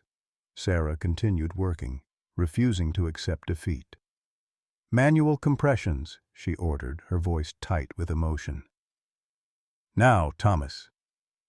Thomas began chest compressions, applying pressure to Shadow's massive ribcage in a steady rhythm, feeling the unnatural give of the lion's powerful body beneath his hands. Luna's distressed moans grew louder despite her sedation, as if she understood exactly what was happening. "Come on," Thomas urged through gritted teeth. "Your family needs you." Hunter stood motionless in the doorway, his weathered face ashen in the harsh vehicle lighting. The man who had spent decades hunting lions watched in stunned silence as these conservationists fought desperately to save one. "Epinephrine!" Sarah called, preparing a large syringe. "Direct cardiac injection. It's our last chance." She positioned the long needle over Shadow's chest, her hands steadier than her voice. "Continue compressions until I say stop." Thomas kept the rhythm, his own heart pounding with adrenaline and grief. The cubs' mewling had intensified, their instinctive distress calling to something primal in everyone present. "Stop!" Sarah commanded, and Thomas immediately lifted his hands. With practiced precision, Sarah drove the needle directly into Shadow's heart, depressing the plunger to deliver the emergency medication. For a long, terrible moment, nothing happened. The monitor continued its monotonous flatline. Shadow remained motionless. Then, a single beep, followed by another, irregular at first, then steadier. "We've got a heartbeat," Sarah announced, her voice breaking with relief. "It's weak, but it's there." Thomas sagged against the side of the transport vehicle, exhaustion and emotion overwhelming him. He reached out a hand to rest on Shadow's flank, feeling the subtle rise and fall that signaled the lion was breathing again. "Get us moving," Sarah called to the driver. "We need to reach the medical facility immediately." He's stable for now, but that could change any minute. As the vehicle began moving, bouncing gently over the uneven terrain, Hunter finally spoke. "I've spent 30 years believing these animals were nothing but killers," he said softly. "Mindless beasts that took my daughter from me." Thomas looked up at him, too drained to feel anger. "And now?" Hunter shook his head slowly. "I don't know anymore. That lion was willing to die protecting his family, and you were willing to risk your life to save his." He paused. "My Amanda would have been on your side, not mine. I see that now." The drive to the conservation center took nearly an hour, every minute a struggle to keep Shadow stable. Sarah monitored both lions constantly, administering fluids and medication as needed, while Thomas kept a vigilant eye on the cubs, who had finally settled into an uneasy sleep. James had taken charge of the poachers, coordinating with local authorities to have them detained. Marcus rode with them, providing his testimony about Hunter's operation. The consequences would be sorted out later. For now, saving Shadow and Luna was all that mattered. The Conservation Center's medical facility was modest by human hospital standards, but well equipped for wildlife emergencies. Doctor. William was waiting when they arrived, having prepared the treatment area for 2 adult lions and 3 cubs, a challenging task even for a facility accustomed to treating large predators. "How bad?" he asked as they carefully transferred Shadow to an examination table. "Critical," Sarah replied, not pausing in her work. "Multiple gunshot wounds, severe blood loss, cardiac arrest in the field. We managed to resuscitate him, but he's far from stable." Dr. Williams' weathered face showed his concern as he examined Luna. "She's in better shape. Single wound, clean through and through. With antibiotics and rest, she should recover fully." The team worked through the night, fighting to save Shadow's life while keeping Luna comfortable and caring for the vulnerable cubs. Hunter remained at the facility, a silent observer to the battle he had inadvertently caused. As dawn broke over the savannah, Sarah finally stepped back from Shadow's table, exhaustion etched into every line of her face. "I've done everything I can," she said softly. "The rest is up to him."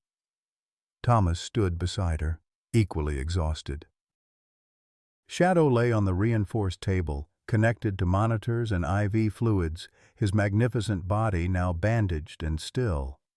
In the adjacent enclosure, Luna rested with her cubs, sedation having worn off enough that she could nurse them while remaining calm. "Will he make it?" Thomas asked, dreading the answer. Sarah rubbed her bloodshot eyes. "Honestly, I don't know. He's lost a lot of blood, and one of the bullets came dangerously close to his spine. The next 24 hours will be critical." Dr. William approached, carrying 3 mugs of coffee. "You both need rest," he insisted, handing them each a steaming mug. "I'll monitor Shadow. There's nothing more you can do right now." Thomas started to protest, but Sarah placed a gentle hand on his arm. "He's right, Thomas. We're no good to them exhausted." Reluctantly, Thomas allowed himself to be led to the small room adjacent to the medical facility, equipped with cots for exactly this purpose, staff needing to stay close to critical patients. He lay down fully clothed, intending only to rest his eyes for a moment. Instead, he plunged into a deep, dreamless sleep, his body finally surrendering to the exhaustion of the past 24 hours. When he awoke, sunlight was streaming through the small window, indicating he'd slept well into the afternoon. He sat up quickly, momentary disorientation giving way to urgent concern for Shadow. Sarah was already gone from her cot. Thomas splashed water on his face from the small sink and hurried back to the medical area, his heart in his throat. The scene that greeted him stopped him in his tracks. Shadow was still on the treatment table, still connected to monitors and IVs, but his eyes were open. The magnificent lion's chest rose and fell in a steady rhythm, and the monitors showed stronger vital signs than the night before. Sarah stood beside him, checking his bandages with a relieved smile. She looked up as Thomas entered. "He's stable," she announced. "Still critical, but he made it through the night. His will to live is incredible." Thomas approached slowly, scarcely daring to believe it. Shadow's amber eyes tracked him, recognition visible in their depths. The lion made a soft rumbling sound, not quite a purr, not quite a growl, but something uniquely his own. "Hey, big guy," Thomas said softly, his voice thick with emotion. "You gave us quite a scare." From the adjacent enclosure, Luna watched attentively. Her cubs nestled against her side. She seemed calmer now, as if sensing that her mate would survive. "Where's Hunter?" Thomas asked, suddenly aware of the man's absence. "Gone," Dr. William answered, entering from his office. "Left at dawn. Said he had things to sort out, people to talk to." Thomas frowned. "He's not planning something else, is he?" "I don't think so," Dr. William replied thoughtfully. "He left this." He handed Thomas an envelope. Inside was a check for $1 million, made out to their conservation program, and a handwritten note. "For Shadow and his family. For Amanda. For the man I should have been. Robert Hunter." Thomas stared at the check in disbelief. "Is this real?" "James verified it," Sarah confirmed.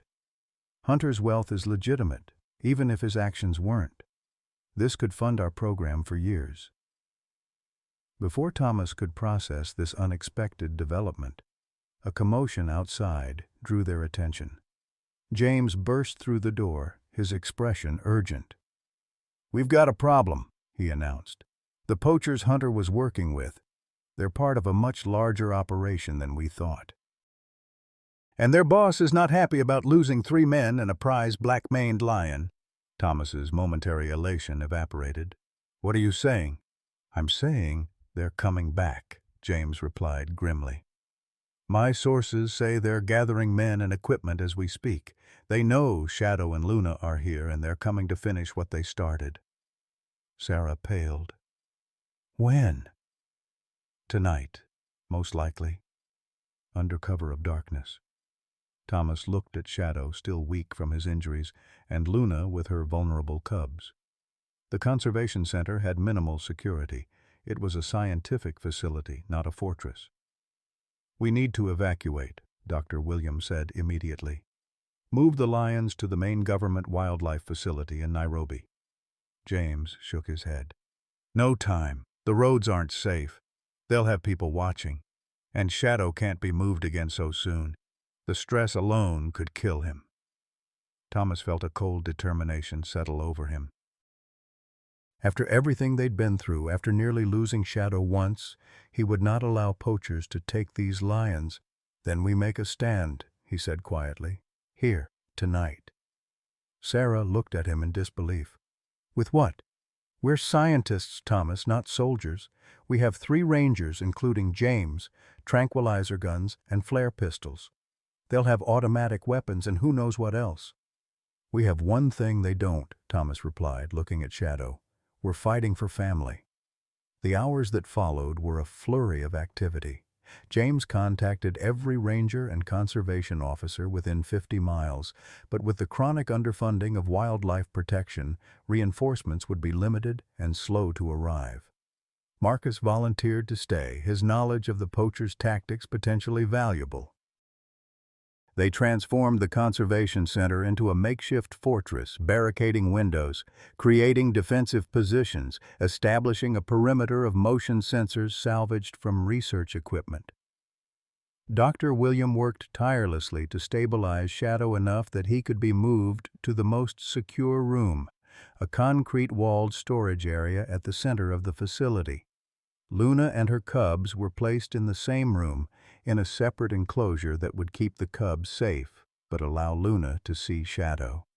The Lioness was recovering well, already able to walk despite her injury, her maternal instincts keeping her focused on her cubs. As dusk approached, Thomas found himself standing beside Shadow's enclosure, watching the lion drift in and out of sleep. Despite everything, there was a peace to the big cat now. A sense that he was where he belonged with his family and with the humans who had fought to save him.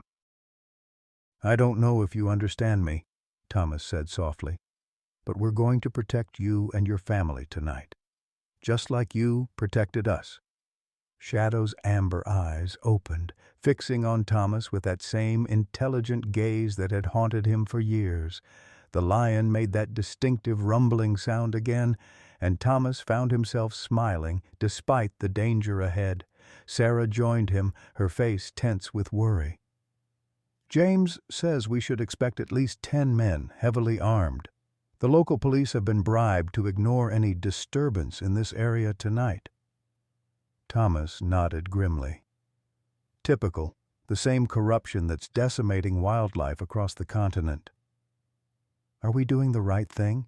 Sarah asked quietly.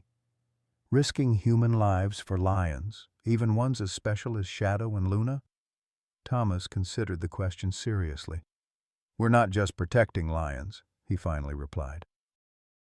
We're standing against everything that's destroying this ecosystem. Greed, corruption, the idea that nature is just a resource to be exploited rather than a legacy to be preserved. Sarah's hand found his, squeezing gently. When did you become a philosopher? Somewhere between almost getting killed by a lion and then risking my life to save the same lion, he answered with a wry smile. Gives you perspective. Their moment was interrupted by James's urgent voice over the radio. Vehicle approaching from the North Road, lights off, moving slowly. Thomas squeezed Sarah's hand once before releasing it. Stay with Shadow and Luna. No matter what happens, keep them safe. Thomas, she called as he headed for the door. Be careful. I can't lose you both. The simple statement, with all it implied about her feelings, caught him off guard. For a moment, they simply looked at each other, years of unspoken emotion hanging in the air between them. "I'll be back," he promised, then turned and left before his resolve could weaken. Outside, darkness had fallen completely, the African night alive with sounds that masked potential human movement. Thomas joined James and Marcus at their observation post on the facility's roof, overlooking the single-access road. "One vehicle stopped about half a mile out," James reported, night vision binoculars pressed to his eyes. "Men dismounting, moving into the brush. I count at least 8. Thomas felt his heart rate accelerate but forced himself to remain calm. "They'll likely split up, try to surround the facility." "Standard tactic," Marcus confirmed. "They'll have someone watching the back exit too." Their small defensive force consisted of 3 Rangers including James, Thomas, Sarah, Dr. William, and Marcus, 6 people against what was likely a much larger, better-armed group. The odds were not in their favor. "Remember, our goal isn't to fight them," Thomas reminded everyone over the radio. "It's to hold out until dawn, when the government reinforcements from Nairobi should arrive." A tense silence fell as they watched and waited, the darkness concealing both defenders and attackers. Thomas found himself thinking of Shadow, of the lion's courage in the face of overwhelming odds. Sometimes survival came down to sheer determination, to refusing to surrender even when logic said you should.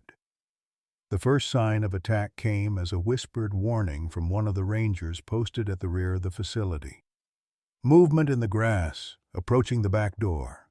Thomas felt a cold clarity descend over him. The battle for Shadow's family had begun. The first shots came without warning, sharp cracks from the darkness that sent chips of concrete flying from the building's exterior. Thomas ducked instinctively, pulling James down beside him as bullets whizzed overhead. "They're not even trying to negotiate," James muttered, crawling toward better cover. "This isn't a poaching operation anymore. It's a vendetta." Thomas keyed his radio. "All positions report." The responses came in quick succession. Everyone was unharmed, but the attackers were approaching from all sides, using the darkness and surrounding vegetation for cover. They were being methodical, professional in a way that ordinary poachers rarely were. "Sarah, status on Shadow and Luna?" Thomas asked, his voice steady despite the adrenaline coursing through him. "Agitated but secure," she replied. "The gunfire has them on alert.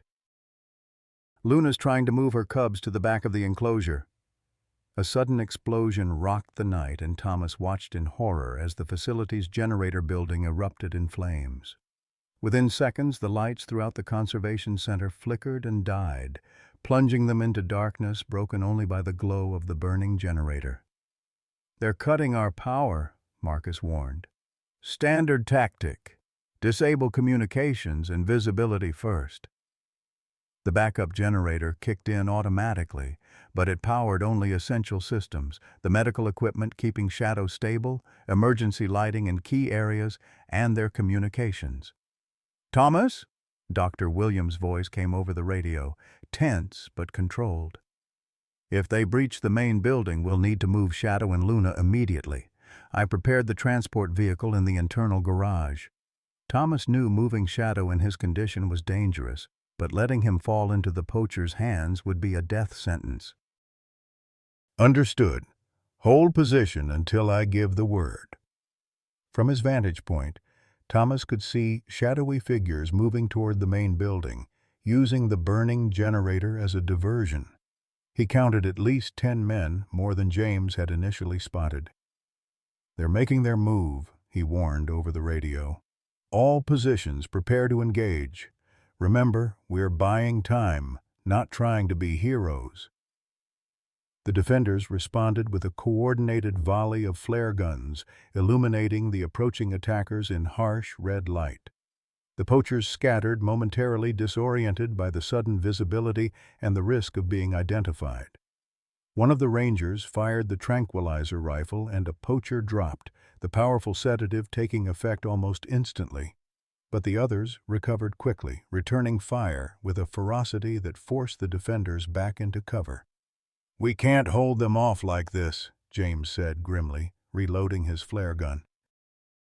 They've got too much firepower. Thomas knew he was right. Their defensive strategy had been based on the hope that the poachers would be cautious, concerned about attention or identification. Instead, they were attacking with the ruthlessness of men who had nothing to lose. The radio crackled with Sarah's urgent voice. "Thomas, something's happening with Shadow. He's trying to stand." "Keep him calm," Thomas replied immediately. "We can't risk him tearing his stitches." "That's just it," Sarah continued, her voice filled with disbelief. "He won't settle. It's like he knows what's happening." Before Thomas could respond, a new sound cut through the night. A vehicle engine approaching fast from the access road. "We've got another vehicle incoming," James warned, raising his night vision binoculars. "Large SUV, moving at speed." Thomas felt his heart sink. Reinforcements for the poachers would tip the already unbalanced scales decisively against them. The SUV skidded to a stop at the facility's entrance, and a single figure emerged, tall, carrying what looked like a rifle. The newcomer immediately opened fire, but to Thomas's shock, he was targeting the poachers, not the defenders. "Hold your fire on the new arrival," Thomas commanded over the radio. I think it's Hunter." Indeed, Robert Hunter had returned, and he was systematically driving back the poachers with precise, expert shots that wounded rather than killed, disabling arms and legs with the skill of a marksman who had spent decades hunting. The poachers, caught in this unexpected crossfire, began to fall back, shouting to each other in confusion. One of them recognized Hunter and called out his name, the betrayal evident even in the single word.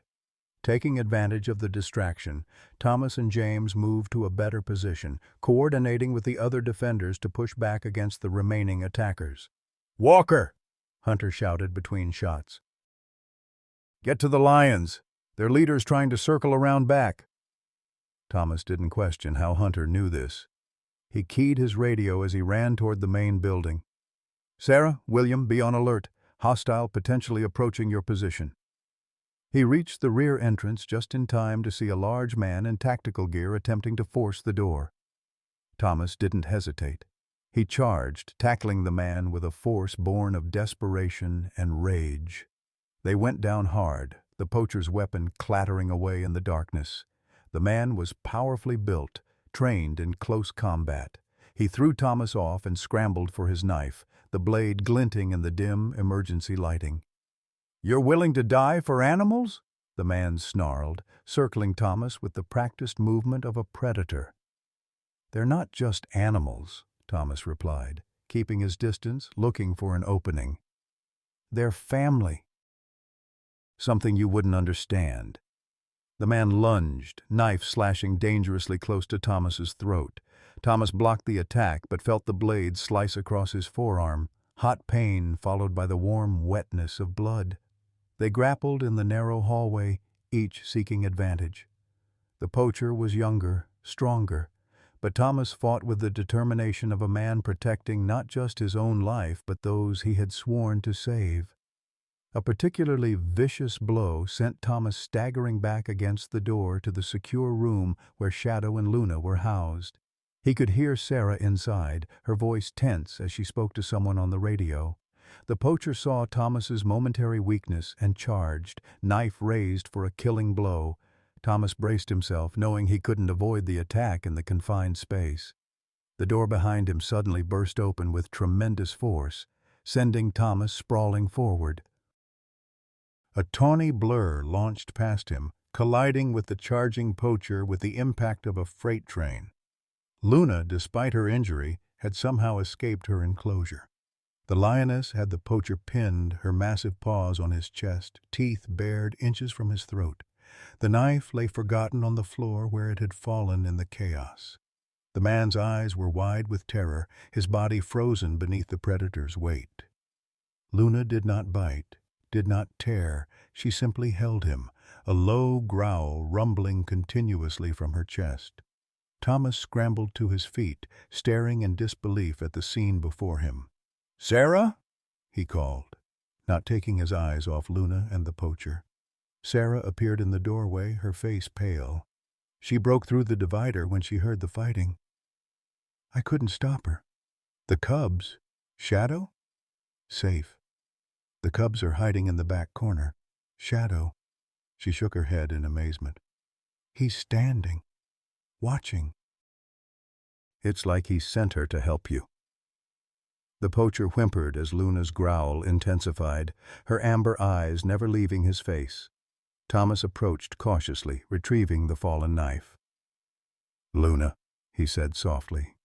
Easy, girl. I've got him now. To his astonishment, the lioness backed away at his command, still growling but no longer pinning the man. Thomas quickly secured the poacher with zip ties from his pocket, marveling at Luna's behavior. That's impossible, the poacher whispered, his accent Eastern European, his eyes still fixed on Luna. Lions don't do that. They don't help humans. This one does, Thomas replied simply, pulling the man to his feet. Take a good look. This is what you were willing to kill for profit. Luna stood guard, her powerful body tense with readiness despite her injury. She was the embodiment of wild grace and maternal ferocity, beautiful, dangerous, and displaying an intelligence that defied conventional understanding. Keeping the poacher in front of him, Thomas used his radio to check on the situation outside. The news was surprisingly good. Between Hunter's unexpected intervention and the defenders' coordinated resistance, the attackers were retreating. 2 had been captured, and the rest had fled into the darkness. All clear for now, James reported, but we should expect them to regroup and try again. Get everyone inside the main building, Thomas ordered. We'll fortify this position and hold until dawn. He escorted the captured poacher to a secure room where the other prisoners were being held under guard. The man was still visibly shaken by his encounter with Luna, muttering to himself in his native language. Who sent you? Thomas demanded. Who's leading this operation? The man shook his head. You don't understand what you're involved in. This isn't just about lions or ivory or horns. It's bigger. Tell me, Thomas insisted. The poacher looked up, fear giving way to a calculating expression. Perhaps we can make a deal. Protection, immunity. Then I talk. Before Thomas could respond, Hunter appeared in the doorway, his weathered face grim. No deals, he said flatly. You'll tell us everything now, or I'll personally ensure the authorities know exactly who you are and what you've done. The poacher's eyes widened at the sight of Hunter. You betrayed us, after everything we arranged for you. I woke up, Hunter replied simply. Now start talking. Under the combined pressure from Hunter and Thomas, the poacher revealed the operation was indeed larger than they had suspected. A sophisticated network trafficking in exotic animals and animal parts, with connections to wealthy collectors worldwide. The black-maned lion had been specifically targeted based on Thomas's published research, with a Chinese billionaire offering an enormous sum for the distinctive mane. And the leader? Thomas pressed. Who's running this operation? The poacher hesitated, then sighed in defeat. Viktor Dragovich. Former military, now wildlife trafficking. Very dangerous man. He doesn't forget, and he doesn't forgive failure. Hunter's expression darkened at the name. I know him. He approached me years ago after Amanda died, offered to help me get revenge on lions. I turned him down then, but when I started hunting again, he found you, Thomas finished. Used your vendetta for his profit. Hunter nodded, the weight of his complicity evident in his slumped shoulders. I never agreed to work with him directly, but I didn't ask questions when his men offered to help locate black-maned lions. I was blinded. James entered, interrupting the interrogation. Satellite phone's working again. I've confirmed that government rangers will be here by dawn along with International Wildlife Crime Unit officers. "We just need to hold out a few more hours," Thomas said, checking his watch. It was just past midnight. "How's Shadow?" Hunter asked unexpectedly. Thomas exchanged a look with Sarah, who had joined them. "Stronger than he should be, given his injuries," she replied, "but still in critical condition. The stress of tonight isn't helping." "I want to see him," Hunter said, his voice dropping to nearly a whisper. "Before whatever happens next, I need to see him." Thomas hesitated, then nodded. Hunter had risked his life to help them. He deserved that much at least. They returned to the secure room where Shadow and Luna were housed. Luna had gone back to her cubs, cleaning and comforting them after the excitement. Shadow was indeed standing, though shakily, his massive body trembling with the effort, his wounds evident beneath the bandages. Hunter stopped in the doorway, momentarily overwhelmed by the sight. "My God," he breathed, "he's magnificent." Shadow turned his head toward them, those intelligent amber eyes taking in the newcomer. A low rumble emanated from his chest, not aggressive but watchful. "He remembers you," Thomas said quietly, "from the confrontation at the den, from the shots you fired, not at him, but to protect him." Hunter moved slowly into the room, his hands empty and visible, his movements deliberate and non-threatening. He stopped a respectful distance from Shadow's enclosure. "I spent 30 years hating what you represent," Hunter said to the lion, his voice thick with emotion. "Blaming you and all your kind for taking my Amanda. I've killed dozens of lions, always looking for the one that would finally fill the hole in my heart." He shook his head slowly. "What a fool I've been." Shadow watched him intently, head slightly tilted as if truly listening. "My daughter loved lions," Hunter continued, a tear tracking down his weathered cheek. "She'd be horrified by what I've done in her name. She'd be standing with these people, protecting you and your family." To everyone's astonishment, Shadow moved closer to the enclosure barrier, his movement labored but deliberate. He studied Hunter for a long moment, then slowly lay down, his massive head resting on his paws, eyes still fixed on the man who had once been his greatest enemy. It wasn't forgiveness.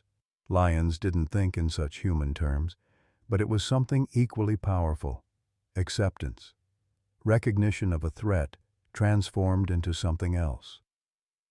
"I don't deserve this," Hunter whispered. "It's not about deserving," Thomas said quietly. "It's about choosing to be better, to do better. Shadow understands that better than most humans." The moment was interrupted by a series of distant explosions that shook the building. James's radio crackled with urgent reports. The poachers had regrouped and were making another assault, this time with heavier weapons. "They're using grenades to breach the perimeter," James reported grimly. "We've got minutes at most." Hunter's expression hardened. "They're coming for me as much as the lions now. Dragovich doesn't tolerate betrayal." Thomas made a swift decision. "We need to move Shadow and Luna now.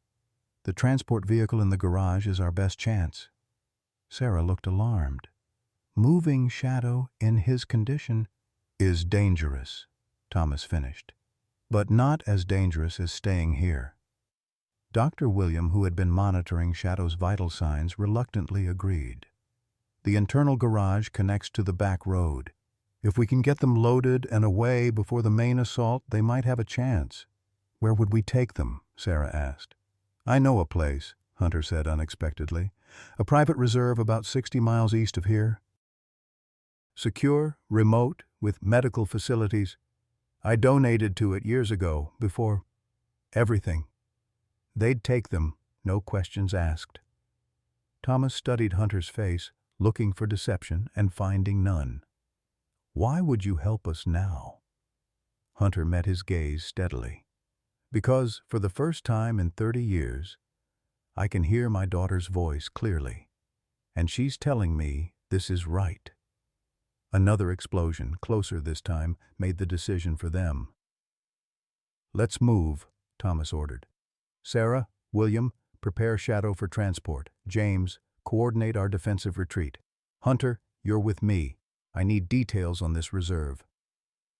As they hurried to make preparations, Thomas couldn't help but glance back at Shadow. The lion had struggled to his feet again, sensing the urgency around him. Despite his weakened state, he stood tall, his black-tipped mane giving him the regal bearing that had first captured Thomas's attention years ago. In that moment, Thomas realized a profound truth. They weren't just trying to save a lion. They were fighting to preserve something far more precious, the possibility that humans and wildlife could coexist not as adversaries, but as respectful inhabitants of a shared world. The garage was organized chaos as they prepared the specialized transport vehicle. Shadow was sedated just enough to keep him calm during the move, while Luna and her cubs were secured in a separate compartment. The cubs mewled in protest at being handled, but Luna remained surprisingly cooperative, as if understanding the necessity of their evacuation. 5 minutes until they breached the main building, James reported, directing the remaining defenders to fall back to defensive positions that would cover the garage exit. Thomas supervised Shadow's loading, his heart in his throat as the magnificent lion was carefully transferred to the transport compartment. Despite the sedation, Shadow's eyes remained partially open, fixed on Thomas with that same penetrating gaze. "We're going to get you somewhere safe," Thomas promised softly. "You and your family." Hunter approached, carrying a high-powered rifle from the Conservation Center's locker. "I'll drive," he said, his expression resolute. "I know the route, and I'm the best shot if we encounter resistance." Thomas wanted to argue but knew Hunter was right. "I'll ride in back with Shadow and Luna. Sarah, you stay with Dr. William and help coordinate with the authorities when they arrive." Sarah shook her head firmly. "The lions need continuous medical monitoring during transport. I'm coming." There was no time to argue. Another explosion rocked the building, closer than before. "They're at the east wing," James reported. 2 minutes, maybe less." "Go now," Dr. William urged, helping secure the transport vehicle's rear doors. "We'll hold them off as long as we can." Thomas clasped the older man's shoulder. "Stay safe. We'll contact you when we reach the reserve." Hunter was already in the driver's seat, engine running. Thomas and Sarah climbed into the back with their patients, securing themselves as best they could for what promised to be a chaotic journey. The garage door opened automatically, revealing the dark access road beyond. Hunter didn't hesitate, accelerating immediately, the powerful vehicle surging forward into the night. They had barely cleared the garage when gunfire erupted behind them, bullets pinging off the reinforced body of the transport. Through the rear window, Thomas could see figures running from the Conservation Center, firing after them. "Hold on," Hunter called back, taking a sharp turn onto the main road. The vehicle fishtailed slightly before finding traction, then accelerated away from the firefight. In the back, Thomas and Sarah braced themselves while monitoring Shadow and Luna. The lions were understandably agitated by the movement and noise, but the secure compartments kept them safe from injury during the rough journey. "Which way to the reserve?" Thomas asked, raising his voice over the engine noise. "East through Laikipia, then north," Hunter replied, his attention focused on the dark road ahead.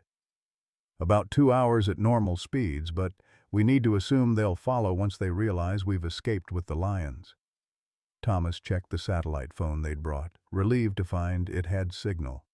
He quickly contacted James, confirming that all staff were accounted for despite the assault on the facility. The government rangers were less than an hour away, too late to prevent damage to the Conservation Center, but in time to apprehend any poachers still on site. "Shadow's holding steady," Sarah reported, checking the portable monitoring equipment. "His vitals are surprisingly good considering the stress." Luna and her cubs had settled somewhat, the lioness curled protectively around her offspring, amber eyes watchful, but not panicked. Thomas marveled again at her composure, her apparent understanding of their situation. They had been driving for perhaps 20 minutes when Hunter suddenly tensed, his eyes fixed on the rearview mirror. "We've got company," he said grimly. "Two vehicles moving fast, lights off. Has to be them." Thomas moved to the rear window, using night vision binoculars to confirm Hunter's assessment. Two SUVs were indeed following them, gaining ground on the winding road. "Can we outrun them?" Sarah asked. Hunter shook his head. "Not on these roads, not with our cargo. We need to find a defensible position." Thomas studied the passing landscape, trying to formulate a plan. They were in open savanna now, with occasional copses of acacia trees providing the only cover. No good place for a standoff against multiple armed opponents. "How far to the reserve?" he asked. "At least an hour still," Hunter replied, pushing the vehicle as fast as he dared on the uneven road. "We won't make it before they catch up." As if to emphasize his point, a shot rang out, the bullet striking the transport's rear bumper with a metallic ping. Their pursuers were within range and making their intentions clear. "I've got an idea," Thomas said suddenly, remembering the terrain ahead. "There's an old ranger outpost about 10 miles from here. Stone building, defensible position, radio equipment. If we can reach it, we might be able to hold out until help arrives." Hunter nodded grimly. "Direct me." Thomas guided them off the main road onto a narrower track that wound through increasingly rugged terrain.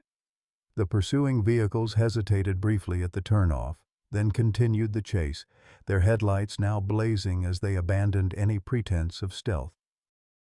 Shadow growled softly as the vehicle bounced over the rough track, his injuries clearly causing him pain despite the sedation.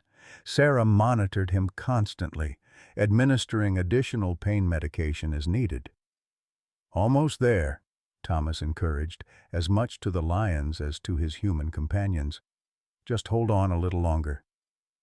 The outpost appeared ahead, a small stone structure set against a rocky hillside, originally built during colonial times and maintained sporadically by the Wildlife Service. It wasn't much, but its thick walls and elevated position would give them an advantage against their pursuers. Hunter brought the transport to a skidding stop at the outpost's entrance. "Get the lions inside," he ordered, grabbing his rifle. "I'll cover you." Moving Shadow was the greatest challenge. The male lion weighed over 400 pounds and was barely able to walk even with support. Thomas and Sarah worked together, half carrying, half guiding the massive cat into the outpost's main room. Luna was more mobile, following with her cubs cradled gently in her mouth, one by one.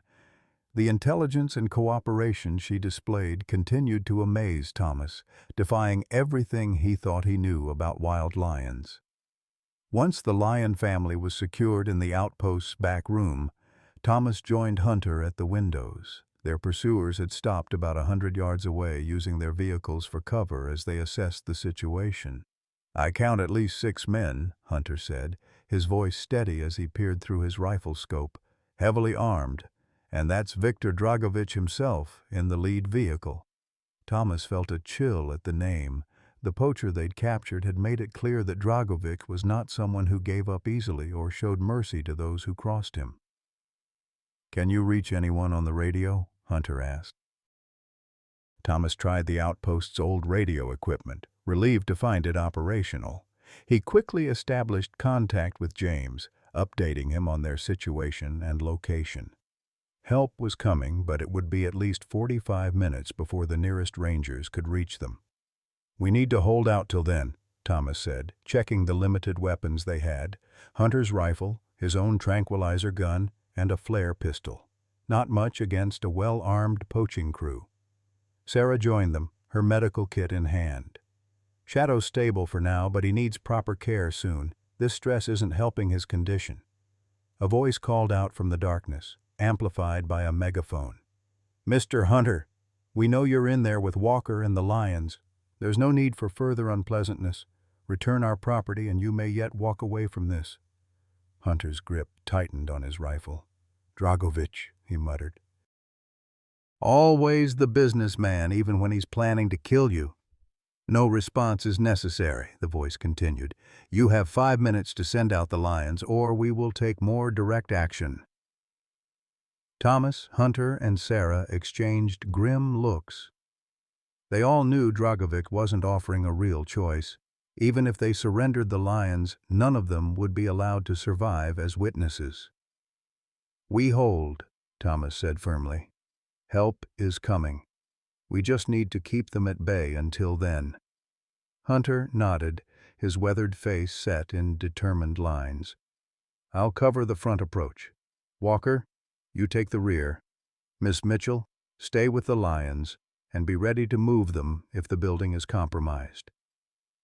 As they took their positions, Thomas found himself in the back room with Shadow, Luna, and the cubs one last time before moving to his defensive post.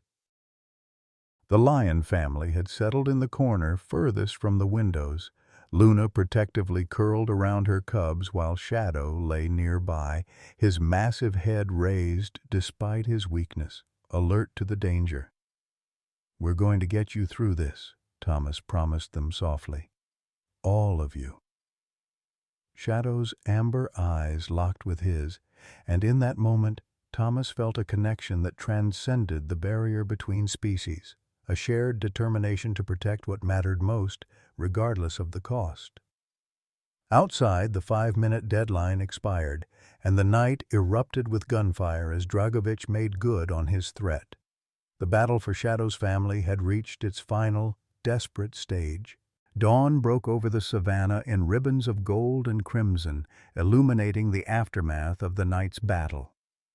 The old ranger outpost stood scarred but undefeated, its stone walls pockmarked with bullet holes, windows shattered, but its occupants, human and lion alike, alive.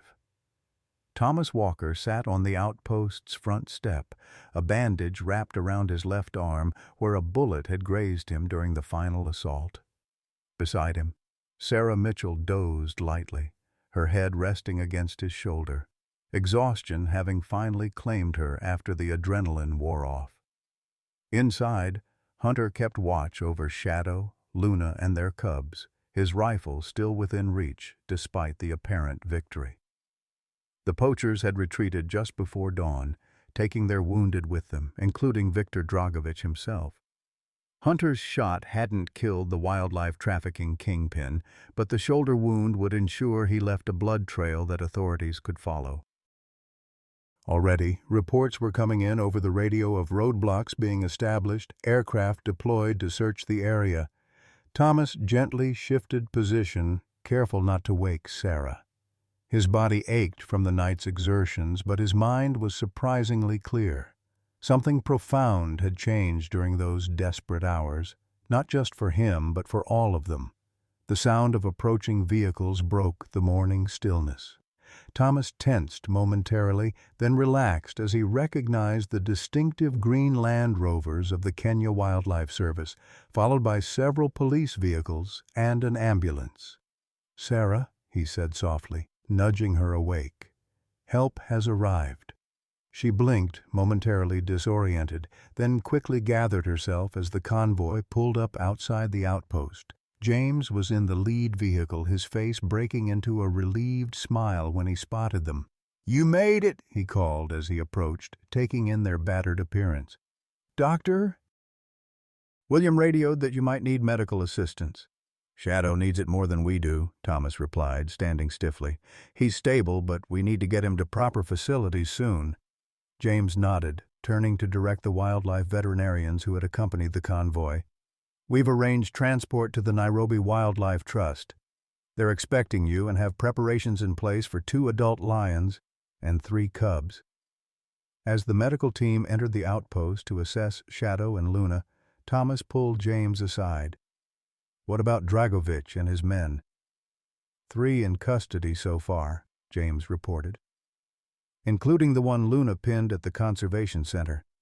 "He's talking. Apparently having a lioness decide whether to eat you is quite motivating." As for Dragovic himself, they found blood at a private airstrip about 20 miles from here, but he managed to escape on a charter flight. Interpol has been notified. Thomas nodded, disappointed, but not surprised. Men like Dragovich had resources and connections that made them difficult to capture. And the conservation center? Damaged but salvageable, James replied. Dr. William is already coordinating repairs. Hunter's donation will help with that. The mention of Hunter drew Thomas's attention back to the outpost. The former hunter had emerged and was speaking with one of the wildlife officers, his manner subdued but cooperative. Despite everything, Thomas still wasn't entirely sure what to make of the man who had been their enemy and then their ally in the space of a few days. "What happens to him now?" Thomas asked quietly. James sighed. "Legally, it's complicated. He had permits for his hunting activities, and he ultimately helped prevent a major wildlife trafficking operation. His testimony against Dragovich will be valuable, my guess. A suspended sentence, substantial fines, perhaps community service." Thomas watched as Hunter finished his conversation with the officer and turned toward the transport vehicle where veterinarians were preparing to move Shadow. The former hunter stood at a respectful distance, observing as the team worked to stabilize the injured lion for the journey. "I think he's already sentencing himself to something more significant than courts could impose," Thomas observed. Sarah joined them, having conferred with the medical team. "Shadow's ready for transport," she reported. "They're giving him additional fluids and antibiotics for the journey. Luna and the cubs are already loaded." The next hour passed in a blur of activity as the convoy prepared to depart. Thomas found himself standing beside Hunter as they watched the veterinary team make final preparations to move Shadow. "Will you go back to Texas?" Thomas asked, breaking the awkward silence between them. Hunter shook his head slowly. "Not right away. I've offered to help with the investigation into Dragovich's network. After that," he shrugged, "I have a lot to atone for. Maybe I'll start by funding a proper medical facility at your conservation center." "Why the change of heart?" Thomas asked, the question that had been nagging at him since Hunter's unexpected return during the attack. Hunter was silent for a long moment, watching as Shadow was carefully loaded into the specialized transport vehicle. The lion was sedated but still somewhat alert, his amber eyes visible through the ventilation openings in his compartment. "When I saw that lion protecting you instead of killing you," Hunter finally said, "it shattered something in me, a certainty I'd built my life around. If I was wrong about lions being mindless killers, what else might I have been wrong about all these years?" Thomas nodded, understanding the profound disorientation that came with having one's fundamental beliefs challenged. "What will you tell Amanda's memory now?" A sad smile touched Hunter's weathered face. "The truth. That her father finally understood what she loved about these animals. That I finally heard what she'd been trying to tell me all along." One of the veterinarians approached, informing them that everything was ready for departure. The convoy would escort the lions to Nairobi, where a team of specialists was waiting to provide the care Shadow needed. "I'll follow in my vehicle," Hunter said, "if that's acceptable." Thomas hesitated, then nodded. The man had earned at least that much trust. As they prepared to leave, Thomas took a final moment to check on Shadow. The magnificent lion lay on his side in the transport compartment, his breathing steady, his wounds properly dressed. Despite everything he'd endured, there was still a power and dignity to him that transcended his current vulnerability. "We made it, big guy," Thomas said softly. "You're going to be okay." Shadow's eyes opened slightly at the sound of his voice, that intelligent gaze fixing on Thomas one more time. The lion made that distinctive rumbling sound, not quite a purr, not quite a growl, that Thomas had come to recognize as Shadow's unique communication. Sarah joined him, slipping her hand into his. "It's remarkable," she said quietly. "The bond you have with him." Thomas squeezed her hand gently. "Not just with me. He bonded with all of us in his way. Even Hunter? Speaking of which, Sarah nodded toward the former hunter who stood a respectful distance away, watching them. Do you trust him? Thomas considered the question seriously. I trust that he's changed. Whether that change is permanent or temporary, only time will tell. The journey to Nairobi took nearly 3 hours, the convoy moving at a careful pace to avoid jostling the injured lions. Thomas and Sarah rode in the veterinary transport with Shadow and Luna, monitoring their condition continuously. The cubs had settled after their initial distress, curled together in their secure compartment, occasionally mewling for their mother. Luna remained remarkably calm throughout the journey, her behavior continuing to defy typical wild lioness expectations. She seemed to understand they were helping, not harming her family, an awareness that challenged conventional understanding of lion cognition. Upon arrival at the Nairobi Wildlife Trust, they were met by a full medical team led by Dr. Amina Kenyatta, one of Africa's foremost wildlife veterinarians. Shadow was immediately taken to surgery, while Luna and her cubs were settled in a specially prepared recovery enclosure. His injuries are serious but treatable, Dr. Kenyatta reported after examining Shadow. The bullet wounds have been properly cleaned and show no signs of infection. His cardiac event has left some weakness, but lions are remarkably resilient. With proper care, I believe he will make a full recovery. The relief Thomas felt was profound, a weight lifting that he hadn't fully acknowledged until that moment. How long will his recovery take? At least 2 months, Dr. Kenyatta replied. Perhaps longer before he's strong enough to return to the wild, if that's even possible after such extensive human intervention. The question of what would happen to Shadow and his family once they recovered was complex. Adult lions that had experienced prolonged human contact often couldn't be safely returned to the wild. Yet keeping such magnificent creatures in captivity seemed a cruel fate for animals that had fought so hard for their freedom. We'll cross that bridge when we come to it, Sarah said, seeing the concern on Thomas's face. For now, let's focus on getting them healthy. In the days that followed, Thomas divided his time between the Wildlife Trust and the Conservation Center. The latter was already being repaired, with Dr. William coordinating efforts to restore both the physical facility and the research that had been disrupted by the attack. Hunter, true to his word, remained in Kenya, providing valuable testimony to authorities investigating Dragovich's network. Several arrests had been made, though Dragovich himself remained at large, the subject of an international manhunt. A week after the dramatic rescue, Thomas sat beside Shadow's recovery enclosure, observing the lion's steady improvement. Shadow was awake and alert, able to move around with increasing strength, though still favoring his injured side. Luna and the cubs were housed in an adjoining enclosure, visible to Shadow through a reinforced glass partition that would eventually be opened when Shadow was strong enough for family interaction. Remarkable improvement, Dr. Kenyatta commented, joining Thomas in his observation. His will to live is extraordinary. Thomas nodded, watching as Shadow approached the glass partition, pressing his massive head against it while Luna did the same from her side. Even separated, their connection was evident, a bond that had survived poachers, gunfire, and the trauma of emergency transport. Have you decided what will happen to them after recovery?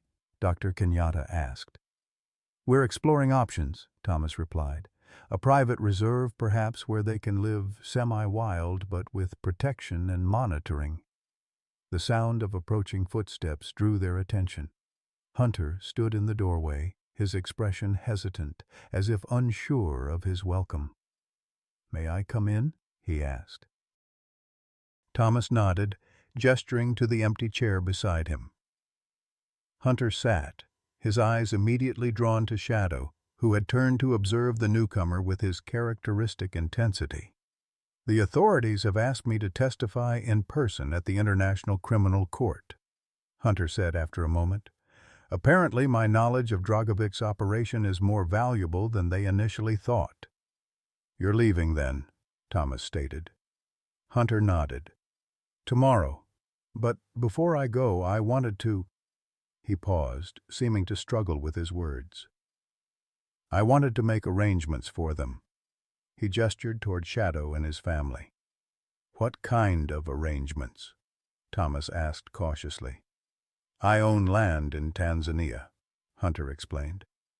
5,000 acres adjacent to Serengeti National Park. Private property, but with conservation easements. I've arranged to donate it for the creation of a protected reserve, specifically for Shadow's pride and other rescued lions that can't return to the wild. Thomas stared at him, momentarily speechless. The value of such a donation was enormous, likely tens of millions of dollars. Why? He finally managed. Hunter looked at Shadow, who was watching them with that penetrating gaze. Because I took something from the world that I can never replace. The lions I killed, the damage I've done. This doesn't erase that. Nothing can. But it's a start. Dr. Kenyatta excused herself tactfully, leaving the two men alone with the lions. Shadow had moved closer to the glass, his interest seemingly piqued by their conversation. I had a dream last night, Hunter said quietly. Amanda was in it, not as the little girl I lost, but as the woman she might have become. She was walking among lions. Unafraid, they accepted her, like she belonged with them. His voice thickened with emotion. She looked at me and said, "This is what I was trying to show you, Dad." Thomas felt an unexpected surge of empathy for the man. Grief could warp a person's perspective, turn natural love into something darker. But it could also eventually lead to healing if one was willing to face the truth. I think she would be proud of what you're doing now, Thomas said simply. Hunter nodded, wiping moisture from his eyes. The reserve will need management, expertise. Your conservation team would be welcome if you're interested. The offer was unexpected, but intriguing. A purpose-built reserve for Shadow and Luna, with proper funding and protection, would be an ideal solution to the question of their future. I'll discuss it with the team, Thomas replied, but speaking personally, I think it's an offer we'd be interested in exploring. Hunter seemed relieved, as if he'd been unsure of the reception his proposal would receive. He stood, approaching the glass barrier that separated them from Shadow. The lion watched him, showing neither fear nor aggression, simply observing with that same intelligent awareness. "Goodbye, Shadow," Hunter said softly. "I'm sorry for what I tried to do to you. Thank you for showing me another way." To Thomas's amazement, Shadow rose to his feet and approached the glass directly opposite Hunter. The massive lion placed one paw against the barrier, amber eyes locked with Hunter's. It wasn't forgiveness. Lions didn't think in such terms. But it was something equally profound. Recognition. Hunter placed his palm against the glass opposite Shadow's paw, a gesture of connection that would have seemed impossible just days earlier. No words were spoken. None were needed. When Hunter finally turned away, his weathered face showed the peace of a man who had found a kind of redemption he hadn't known he was seeking. "Take care of them, Walker," he said simply, extending his hand. Thomas stood and accepted the handshake, closing a circle that had begun in conflict and ended in unexpected alliance. "I will. And good luck with your testimony." After Hunter departed, Thomas remained with Shadow, contemplating the extraordinary journey they had shared. From hunter and hunted to allies in survival, their paths had intertwined in ways neither could have anticipated. "You're going to have a new home," Thomas told the lion, "somewhere safe for you and Luna to raise your cubs, somewhere you can live as the magnificent creatures you are, without fear of poachers or hunters." Shadow rumbled that distinctive sound, his amber eyes fixed on Thomas with what seemed like understanding. In that moment, Thomas felt again the connection that transcended species, a recognition of shared experience, of mutual respect earned through adversity.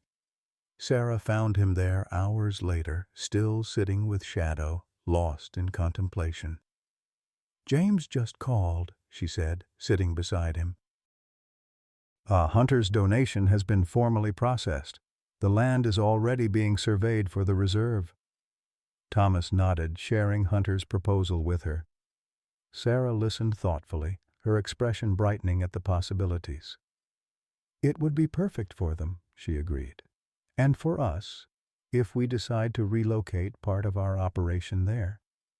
"You'd be willing to move?" Thomas asked, realizing he hadn't considered how such a decision might affect her personally. Sarah smiled, taking his hand. "I go where the lions go," she said simply. "And where you go, if you'll have me." The warmth that spread through Thomas had nothing to do with the African sun streaming through the windows. He squeezed her hand gently, suddenly certain of what he wanted for the future. "I think Shadow has been trying to teach me something all along," he said. About second chances, about the possibility of change, about finding family in unexpected places. Shadow rumbled again from behind the glass, as if affirming Thomas's words. Luna had come to join him, and together they watched the humans with that same penetrating gaze that seemed to see beyond surface appearances to something deeper. "I think you're right," Sarah replied softly. "And I think we've been very fortunate to have such wise teachers." 6 months later, Thomas stood on a rocky outcropping overlooking the newly established Black Main Reserve. Below him, Shadow and Luna moved regally through the tall grass, their 3 cubs, no longer tiny but growing rapidly, gamboling around them. The family had been relocated to the reserve 2 months earlier, once Shadow had fully recovered from his injuries and the infrastructure was in place to ensure their safety. The reserve was everything Hunter had promised: 5,000 acres of prime lion habitat, protected by state-of-the-art security systems and a dedicated anti-poaching team. A research center had been established on the property, with Thomas and Sarah overseeing operations and continuing their studies of lion behavior and cognition. "They look happy," Sarah said, joining him on the outcropping. "Shadow's territory patrol has expanded to the eastern boundary." Thomas nodded, raising his binoculars to observe the lion family more closely. Shadow had indeed recovered completely, his magnificent black-tipped mane fuller than ever, his powerful body showing no signs of the trauma he had endured. Luna had proven to be an exceptional mother, and the cubs were thriving under her care. "Any word from Hunter?" Sarah asked, taking the binoculars when Thomas offered them. "His testimony led to indictments against 12 members of Dragovic's network," Thomas replied. "Dragovic himself is still at large, but Interpol believes they're closing in. Hunter's remaining in Europe under protective custody until the trials conclude." Sarah lowered the binoculars, her expression thoughtful. "Do you think he'll ever find peace with himself?" Thomas considered the question. "I think he already has, in some ways. He's using his wealth and influence to protect what he once destroyed. It doesn't erase the past, but it creates a different future." Below them, Shadow had paused in his patrol, massive head turning toward the outcropping where they stood. Even at this distance, Thomas felt the lion's awareness, that uncanny sense that Shadow always knew exactly where he was. "He still recognizes you," Sarah observed, smiling. "And I him," Thomas replied simply.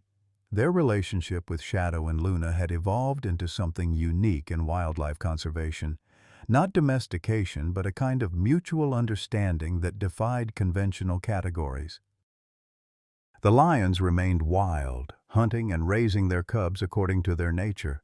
But they also accepted the presence of the research team, allowing closer observation than had ever been documented with wild lions. Dr. Kenyatta's latest cognitive studies are remarkable. Sarah commented. Shadow's problem-solving abilities test at levels previously only seen in great apes. And Luna's social intelligence, the way she mediates between the cubs and teaches them appropriate behavior, it's revolutionary data. Thomas nodded, proud of what they were accomplishing. The Black Main Reserve had become not just a sanctuary for Shadow's family, but a center for groundbreaking research that was changing how the scientific community understood lion intelligence and behavior. As the sun began to set, casting long shadows across the savannah, Thomas and Sarah made their way back to the research center. The modest building housed their living quarters, laboratories, and monitoring equipment, allowing them to continue their work while maintaining a respectful distance from the lion's territory. That evening, as they sat on the center's veranda watching darkness settle over the reserve, Thomas found himself reflecting on the extraordinary journey that had brought them to this moment. From a desperate attempt to help a lioness give birth to the establishment of a groundbreaking wildlife sanctuary, every step had seemed both impossible and inevitable. "Do you ever think about how different things might have been?" Sarah asked, seeming to follow his thoughts. "If we hadn't decided to help Luna that day?" Thomas nodded, his hand finding hers in the gathering dusk. "I think about it often. How close we came to losing Shadow, to losing everything. And yet, here we are," she said softly, leaning against him. "Here they are." In the distance, Shadow's powerful roar echoed across the savannah, a declaration of presence, of territory, of family. Luna's answering call followed, then the smaller attempts of the cubs learning to find their voices. Thomas smiled, listening to the lion family's evening chorus. It was, he thought, the sound of success, of possibility, of wild things flourishing in a world that still had room for them. "Here we all are," he agreed, his arm around Sarah, his heart full, "right where we belong.